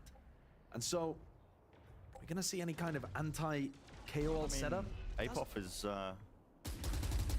he's not playing offside. Yeah, he's very committed over towards B, so they did choose to go for a fast play. Could have been in trouble, but it's slow and steady again. Same play that we saw towards the pistol round, just a drone going to be committed deep into mid. Last time they set up Demon1, he's not there this time. And look at this. This is 2 rounds in a row now that Derek has sent a recon dart from lane on B over to Cat for a mid player to play off. It's a cool idea, but he's used it twice now, and NRG is starting to get the idea of where it's coming from and what its purpose is. And they're walking down Cat now. Nano Swarm sent flying here for Superman as well to take up that space into main. Didn't actually clear this alarm bot. Not a little matter with the amount of players up forwards. It will get broken at the end of the day, but it's a player disadvantage that NRG are staring at. Gonna have to offset that. With Marv's death in A main, I think the read here is fairly obvious that they're going into a B split. This flash is supportive util. I want to play off of it. A couple of sound cues being made as a high-low setup. NRG. 1 kill claimed. Dart rebounds just as his ult is sent flying, dashing forwards into the smoke as well, reveals all to be seen. Apoth, oh, you're going to clean up so much more. This guy just on fire right now. Again, that supportive util, and their movement is just excellency. Is this their best? My ultimate is ready. We were asking who's going to step up for EG. The desk was saying it as well. Are they white hot? Do they have the fraggers? It was Apoth and Jorgamo who went absolutely bonkers in the game against Sentinels. And Apoth is starting out this map looking like he's in the exact same form and having the exact same confidence to go for these plays. Copy again, baby! Come on now! I love the fact that he's got that. But also, Marv dying over in A main, it just ruins things for NRG. No smokes to go for a B split. That is so difficult. You're open to the angle deep mid. You're open to the spawn angle as well once you commit to sight. And this map, it does trend defense-sided. NRG are going to be looking to get into good positions to put the occasional round on the board, not dominate the half. Gonna be damage here from the Shockies. Demon one knocked down. You're right, it's going to take some real miracle moments, I think, from the NRG players, just with the Sheriffs in hands. Marv postured his way into A main there, so he's been holding on to control of this since the beginning of the round, pretty much. Now he's going to set course for the rest of his team to join him. And I quite like the fact that Marv hasn't been conditioned to fear A main after he just got run down in the previous round. He's going to need that space on the map. And whether that comes with a teammate helping him out or just taking it on his own. Superman and Nature going to be feeling the heat. Forwards with the flash. What a commitment. And a peek is a hard commitment. EG just sending all the bodies flying just from that one flash. Full confidence as well to disrupt that NRG play. Victor's finding a nice timing, but in a 5v2, there shouldn't really be anything that he can do there. Although that will give him some little piece of information that maybe they can play with in future rounds. We've seen teams cook up attack side execs on A where you make it feel like everybody's coming from A main and then lurk a player through, whether that be Demon 1 or Victor through Catwalk. But EG get up to 3. And this is an EG squad that are just, I mean, feeling empowered, I think, off the back of the Sentinels win. Even in that game, they said it, you know, win or lose, we didn't care at the time, which I find especially funny. But I think it removes a certain level of pressure from EG's shoulders. When all the expectations are placed onto your opponents, especially NRG, where they're the ones who have something to prove, and unfortunately couldn't avoid it. The technical pause. Well, let's talk Ascent a little bit, because the map pool for this match, it's an unusual one. It's a map pool that's weird for NRG this whole year, actually. If you forgot what was happening during kickoff, you could be forgiven for thinking that NRG only have one map that they're good at, which is Breeze. Yeah. And they've just been kind of struggling their way through the rest. But they've been trying to play Ascent all stage, and teams have been banning it against them. So actually, NRG's map pool is at least 2 maps that they're good on. Breeze, which EG permabanned, and Ascent, which they got in here. But then once we get onto Lotus and Sunset, those are maps where we've seen some dodginess from NRG. Sometimes in the macro. Yeah. We haven't actually seen Lotus, I should correct myself, from NRG all year. With this roster, they just haven't played it. So it's really difficult to know what to expect. But we're back into this, and it's a round where NRG have a decent chance to win, especially with that Blade Storm on Demon 1. Some interesting conditioning there. I mean, EG, they send flying a flash and a dart, but no follow-up after it. Normally, you'd be seeing like an updraft dash into that smoke. I guarantee they're going to follow it up in one of these rounds. Like a TP into the one-way or something like that to capitalize. They're just trying to condition NRG that it's all safe. Don't worry about the recon. But it's getting real dangerous here. It might even be a little bit scrappy. Too much to overcome. There was no exit strategy in the back of his mind. Superman is going to let loose the one smoke. The nade follow through. Updraft with the knives. No one really ready for it. Nature, though, will respond. Following through, all with the spray. Only claiming 2. The rest of NRG should have been able to get the trade kill there onto Nature early on. And now Apoth with the ultimate. And Ethan is so perilously weak. Do you even commit the Hunter's Fury? They are going to. Yeah, they're going to. They want to see if they can win this one round. And everyone does count at the end of the day here in Ascent, to leave it just out of crashes. Shot dart cleared away. Maybe you can get onto the angle, but it's already being stuck all the way here by Apoth. And the dodging and the juking. EG not leaving any easy fights open here for NRG. They're leading the charge 4-2 so far in the map. Same game plan working for EG. Fight aggressively on the outsides of the map, the extremities. We've seen Marv die in A main. We've seen Victor get bullied here in B main as well. And then when Demon 1 gets the entry, why is there no immediate follow-up? It was already after the fragment grenade was popped. You clearly know the timing that Demon 1's going to go for that. But they couldn't really cleanly get through Nature holding down that choke point. And a timeout being called here for NRG. They're on an eco. And normally coming out of this, they like to change things up. There's a serious pattern with these Chet timeouts that once he takes them, for the next rifle round at least, they have a different idea that they go for. I think they've got to adjust to the fact that EG are playing so aggressively for the opposite sides of the map. Yeah. You know, they're really trying to flush out these defaulters that are just holding space on the opposite side to their squad. And they can't be affording to lose Marv and Victor that early on.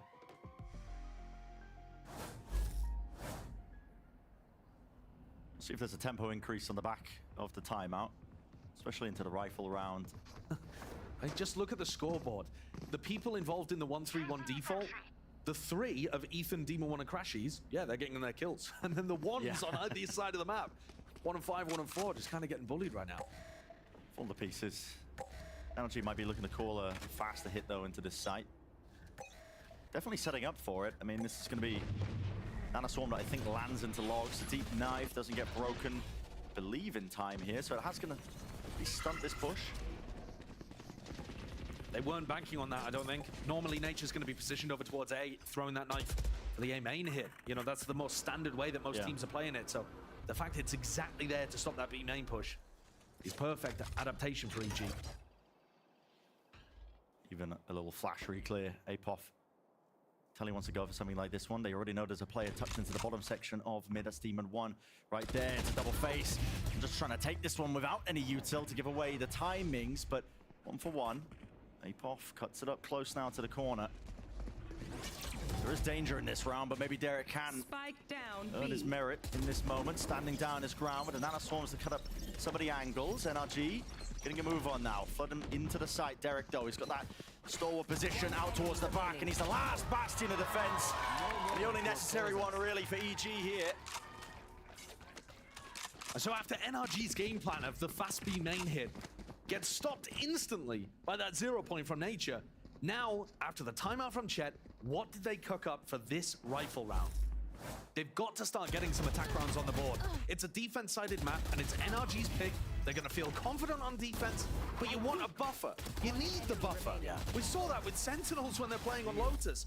Doesn't matter how good you are on one side of the map, you still need to make sure you're putting up at least some rounds on your unfavored half. There's a play, flash with the dart. I like this from EG. They're trying to be disruptive against what NRG would have called after the timeout. Exactly. Taking matters into their own hands. It's something that they did really well, actually, against Loud in kickoff. Making sure that they throw a lot of those plays into it, slow down the round to the attacking team, add in that hesitancy. This is the same pressure that Victor was facing a couple rounds ago, where it's Jorg and Apoff fighting him for all of that space. But he's not really calling for assistance. They're just ceding B main control to the defense. They're just spotting the one. ADS crouched up. Angles on lockdown here, but Demon 1, like you might want to take the face into it. This one-way smoke was very well timed. Almost just immediately sensing that pressure, possibly off Derek getting smoked off from the angle. And look at that. Past it. Derek was only going to commit the recon dart there if the knife had seen something. Nature calls, it's all clear. So the recon dart is saved for later on. There's 35 seconds here. Where are NRG going? There's just no options. NRG haven't created any space, haven't got any space onto the map this entire time. Left. Not even the alarm bot being removed. And so they're going to have to go for a bit of a mad dash now and scramble into these players. Doubled up Superman alongside it. Derek, he's going to provide that cover and fire. Just a hail of lead that's going to be raining down onto them, but NRG do get access eventually to the site. Barely with any time left on this Fury. One connection follow through. Can't quite claim the second kill, but they all line up. Derek to masterpiece in motion. And now surely set up for the EG win onto the retake. Marved, Iceman stands his ground, repositioned down into hell, but it's just being assailed from the position. Victor from the side, cleaned up with the trade. EG, they're in complete control. And while it looks excellent from EG, I'm left asking the same questions I was when we saw NRG on their attack sides in their last 2 matches. What on earth are they doing with the first minute of the round? They're not forcing out defensive utility. They didn't even force out that recon that I was talking about because the knife had already detected there was no one there. They still had so many other pieces of utility left for the defenders because they're not quick at taking map control at the beginning. That alarm bot stayed up the entire time. They didn't pressure Cat heavily enough. They're not taking B main control. They're not, no. And the decision making, like I said, that hesitancy being added in because EG were playing proactively. When they go for the Odin spam, it forces NRG to slow down the initial moments of that round. Yeah. Like they have an idea of what they want to do. They want to take mid control, sure, but when EG throw in these little mixture plays that are going to punish them, either on the extremities or in mid, here we go, it's fast though. Onto the half by that is a bit of a beef by Mark. I think he's trying to TP into his own smoke. Jorgamo ripping him to shreds right now with the outlaw buy.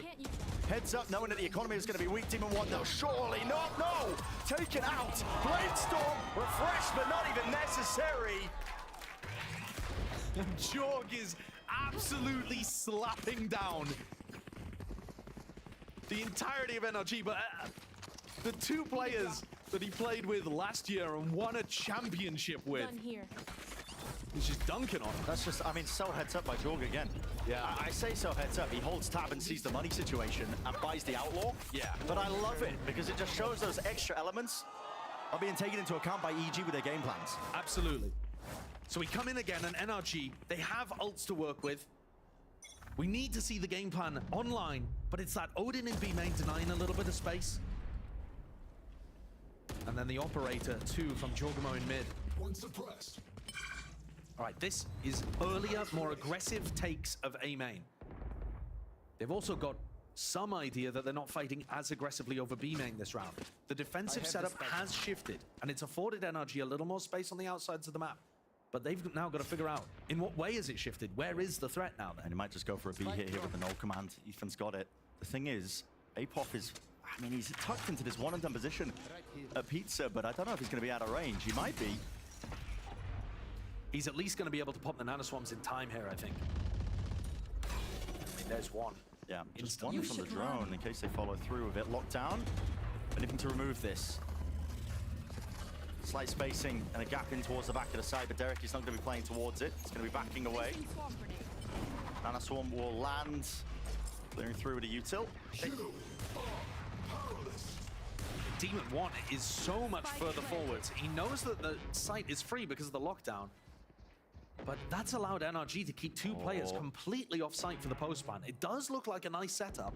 Victor, this guy's heard all the sound cues he needs to know right now to really do some serious damage. Hunter's Fury delaying crashes, just trying to buy time for that win con that is Victor. Right from behind with the backstab now has been watched for! What is that awareness? EG! They're tearing NRG to pieces! Picking up the weapons, I mean, one player backside, what can you really do? Crashes, got to overcome a mountain of obstacles. And they've got plenty of time here to close this one out. That looked like such a lovely post-plant setup there for NRG. They had player B main, a player on the post-plant flank, 3 players on site ready to hold things back, and EG single-mindedly focused forwards. They've now won every single round since the pistol and the follow-up. And look at that, I mean, the read on where Victor's coming from is just, it feels almost too easy. The timing of it, it's not quite working. Nice! Let's go, boys! What in the retake room? Too simple for EG right now. And NRG take their second timeout. This is their map pick. When I was talking about their map pool earlier on, NRG looked great on Breeze. No qualms there with the way that they play. Their Ascent, we haven't seen it in the last 4 matches that they've played. They're 3-0 on it this year, but they're getting stomped right now. Yeah, and if they can't win on Ascent, they've only got 1 map in their pool that they can rely on. And this team is 3-1, looking in this match to maybe lock up their spot in playoffs. Now, they would have to shift things around here because they need that 2-0 to clinch. Yeah, they did 2-0. Of course, I mean, a win does make it slightly easier for them later down the line, but this is an EG squad that realized that they've got to step up. They need the win here against NRG. You know, you're looking at the wider schedule for EG and you're thinking, it's wraps, man. They got Sentinels and NRG for their last 2 matches, but they get over the big one, which was Sentinels, and then they look towards NRG, and they've been looking a little bit shaky. Yeah. A lot to prove, like we've been mentioning on their attack sides, the overall macro calling, you know, the map pools. And so far, those questions, I mean, we're getting answers, but it might not be the answers you want if you're an NRG fan. I do like the idea that NRG are using more utility early round to take map control, because I think it's also going to force Util out of EG, or they're just going to lose space. But I don't have the full commit. We're just sticking the full hold here. There's no Util to set this one up. They don't know where these players are. Jorgamo's making a mockery of the situation right now, and it's all combined. The crossfire setup, any sort of fast play, thrown out the window. It's like there's no variation in tempo apart from very slow or a rush for EG. And I think, sorry, for NRG. And I think that's got to be something that they look to work on. Make the playoffs or no. Because their attack side calling, it's like either they are full sending it or they're so slow in the first minute that they're not really achieving their wider goals to set them up for success. Yeah. The buy is terrible heading into round 12. I mean, Jorgamo again, he knows it. He's picked up the Outlaw, just particularly for this purchase. I mean, he has enough money to buy the Operator. He's probably got it sitting nearby. I mean, he had it in the prior round. It's only Ethan with full armor. Yeah. We're looking to put it to work. Flash over the top. Nanostorm's dropped. NRG again, they're trying to get a move on here. Fastest Util, it's all overwhelming here. But Demon One, he was blinded up himself. He was supportive Util or not. Again, I mean, it just... When you only have one direction, one speed you want to go into, of course EG are going to dismantle you. This is a nightmare for NRG on their map pick, but EG looking awesome. Every strat that NRG threw at them, they easily dismantled. There really was not a problem whatsoever. I mean, NRG only winning the pistol and the follow-up, losing every other round after it. These hits are so one-dimensional. Yeah. They did. I don't think they tried an A-split once or some kind of disguised play. Yeah, EG though, entirely on fire, man. I mean, let's hear from Jorgamo and learn why he's not worried about EG's slow start in 2024. It took us a little bit to, get where we're at. I took a few losses, that's how it is sometimes. The confidence got boosted for sure. We're back at full throttle, of course, and we're down 0-3, but that's probably like the same thing as last year. We're down 0-4, even worse, So I think that confidence of not caring and just coming back to that level of oh, we can compete, feels great. I think that's been on display, to be honest. I think that you can definitely see that in their gameplay. Ever since they've turned that hurdle that was Sentinels, and it's all just been clicking for them, this team's got confidence again. Jorgamo's frying has been set up. The supportive util of EG has been impeccable. Absolutely. I mean, everything is working for them. And I think NRG probably have a very good defense side on Ascent. But we're probably not going to see very much of it because the score is 10-2. They didn't do enough work of actually giving themselves that buffer zone. They would have to play with practically perfection here to have any chance of mounting a comeback. And it was EG that got the 10-2 comeback against Sentinels. Of course, after throwing away the 9-3 lead in map 1. But hey, we won't talk about that. This is a wild one. As good as EG are, I just keep going back to it. It feels like the same stuff over and over from NRG's attack side calling, is that they don't have enough variation in the tempo, and they're also not doing enough when they go for those defaulting slower rounds. Yeah. And my big question coming into this match was, are NRG a legit team? Or did they just beat up on the Brazilian teams when they were, coming back from Belfast and a little jet lagged, or the other squads that had not put it together yet? Chet was agreeing that their win against MIBR most recently still didn't look that convincing. That's their coach that said they still had stuff that they really needed to work on. And here, Potter and Jorg are just annihilating the opposite side of that former EG core. Yeah, the former teammates they know incredibly well, and a championship title with them. EG here with the pistol round. Like you said, we haven't really going to get the chance to see much of NRG's defensive sides. Haven't really earned themselves enough. Already, EG look like they're set up for a really nice play here, where it feels like a lot of it's... And the first kill going away of Apoth in mid. Apoth's just been on fire recently. They've gone forwards here. Apoth is eventually going to get cleaned up. Smokes drop down here. Someone's worried about the re-flank. Yeah, this pistol round, though, it was supposed to feel like an A split, but a lot of the players going through A main and then Superman just stays for the backstab. Superman hears the reload, he hears the door being broken. Out wide are all these players, missing a few shots.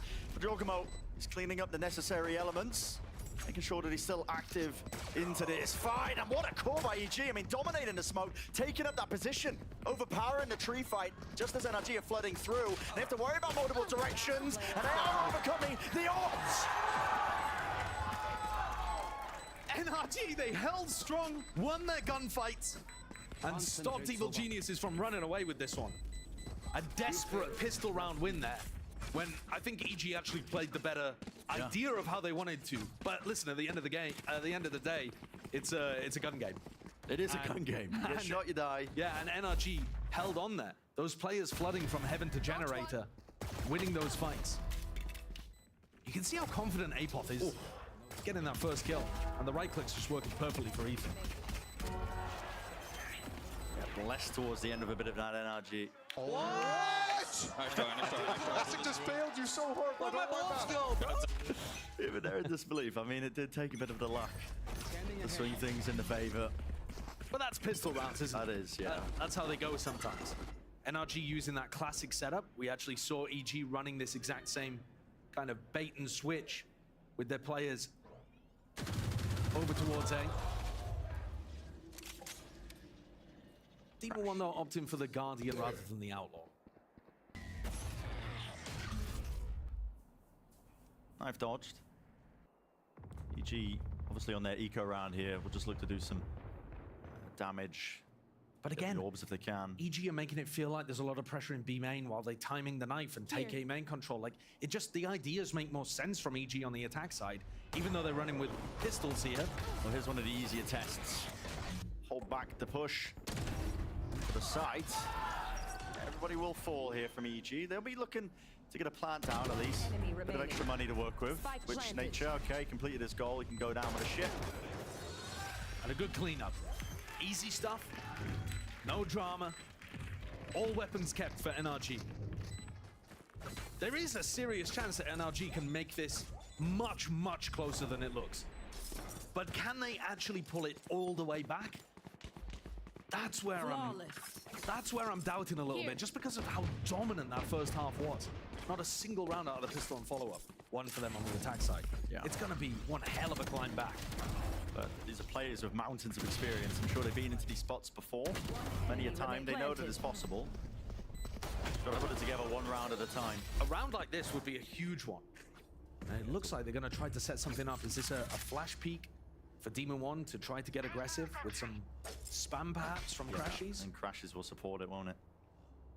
Fire down the bullets, open up the line of sight angle. One back off of it, so rebound flash. Deep dart. Bouncing back, and it's a cool angle. Trying to hit the warbang there into the players and tiles. Giacomo getting dropped down to 5 HP. He's forwards though. This guy, relentless.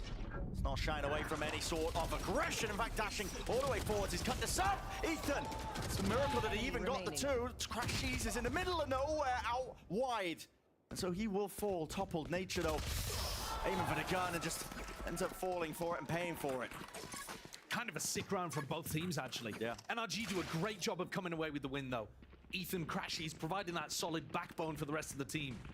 But EG had a recon dart onto Demon 1, who was fighting, and then wallbanged through B main. Sick idea. But they just couldn't quite get through here. Ethan being able to pick up 2 with the Spectre is massive. And that's the round they need to start a little bit of momentum. That's what we were talking about. Ascent is very defense-sided. Usually teams, though, are still able to pick up a few rounds. And EG's ideas so far have still been good. They just haven't been good enough to get through NRG. These NRG players are, I think, really excellent ideas on their defense. I've never been bothered about that the whole time that we've seen them this year. Their defense side on Breeze, on Ascent. On a bunch of their other maps, too, just seems well-coordinated, good ideas. Timeout here for EG. Still have a few more banked as well. I mean, NRG actually ended up using both of theirs within the first half, which you can't blame them when you're staring down, what, the 10-2 scoreline. No, but an opportunity like this for Chet to chime in, sorry. Yeah. That's useful. It's gonna be valuable. Very useful. It can get lonely out there trying to run a comeback like this with no opportunity for the coach to have input. We might see them mix things up a little. On the bye, we've got Crashies and Ethan both running Odins. And it was actually EG the only time we've seen them play Ascent this year who were running double Odin strats against Loud as part of a serious anti-strat they were going for. Let's see what usage these ones get. Demon 1. Zern took that operator. Starting to pluck apart the targets across the map here for EG. Gonna use a bit of that util. Shock darts flying forwards and a lot of damage done. Look at that. It's Derek trying to aim to take him out of the drone. Yeah. Counterpart at least with a shock dart. Not Doesn't work. quite It's finding cheeky. it there. The fact that Demon 1 though has this up online, that's the kind of momentum changer, or rather momentum accelerator, I suppose you could say, that NRG are going to be looking for to close this 5-round lead that EG have. Once you have the op online, you can leave certain angles to Demon 1 and just kind of post him up around the map and feel really confident he's going to be able to hold them. Would you go for the cut noise re-hits forwards? Jorgamo is going to be really isolated away from the rest of his team. Updraft's over the available angle. Ethan spraying it through. Crashies as well. Just evading capture in the sideline. All with the wraparound. So, again, NRG, they just get over that easy round. Of course, it was a weaker buy of EG. Victor got caught a little bit. So if EG run the same strategy with rifles online, Victor will have to adjust his positioning. He got caught by a fragment grenade and then a recon dart that came in over the top. Set up Jorg for the entry. Yeah. But okay, Potter took a timeout to try to get this round coming up over the line. So what is she cooking? Nature's got the ult. Plenty of chances and opportunities. Knife cross map by Ethan. Landed somewhere. Demon 1 though lit up. Barely able to get out of there. I mean, taking a bit of damage in the process. Both Demon 1 and Victor taking risks at the start of the round. Victor threw an aggressive nanoswarm, so they know the Killjoy's B. Demon 1 could get a bit more aggression now onto this angle. He still has the dash!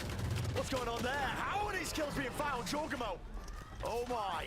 This guy's forwards now with the pace that he's taking this at. He's forcing out the ultimate, and NRG looking to really just salvage this operation. But they all go wide at the Hunter's Fury shots. It's a free plant for Derek. This is the round that EG were looking for, to try to creep things closer to that mark of 13. They've got a massive player advantage. I'm sure the read potentially was here for him. Victor, he's so worried about a backstab occurring just from mid. He knows that Apoc is going to be lurking around that position. Door finally broke him. But a smoke already propped up. Crashies. Placing sentry. Destroyed. Just praying away there with a spray. But yeah, this is... Got to call it quits. Wrap it up here. So EG finding themselves up to that 11th round. I want to take a look at the replay of this round as well. They're going to try to deny the operator. We'll see whether Crashies and Victor can hold on to it. But I think it was the up barrel that might have been peeking around the corner there that led to those ridiculous openings by Jorgamo. Can he survive? Can Victor keep this? He needs to hold on to it. He's got it. Yeah, barely. Yeah, I have a sneaking suspicion that Demon 1's kind of reluctance to give up the angle over towards Cat, and in fact is kind of inching forwards. Has he seen anything? What did he see?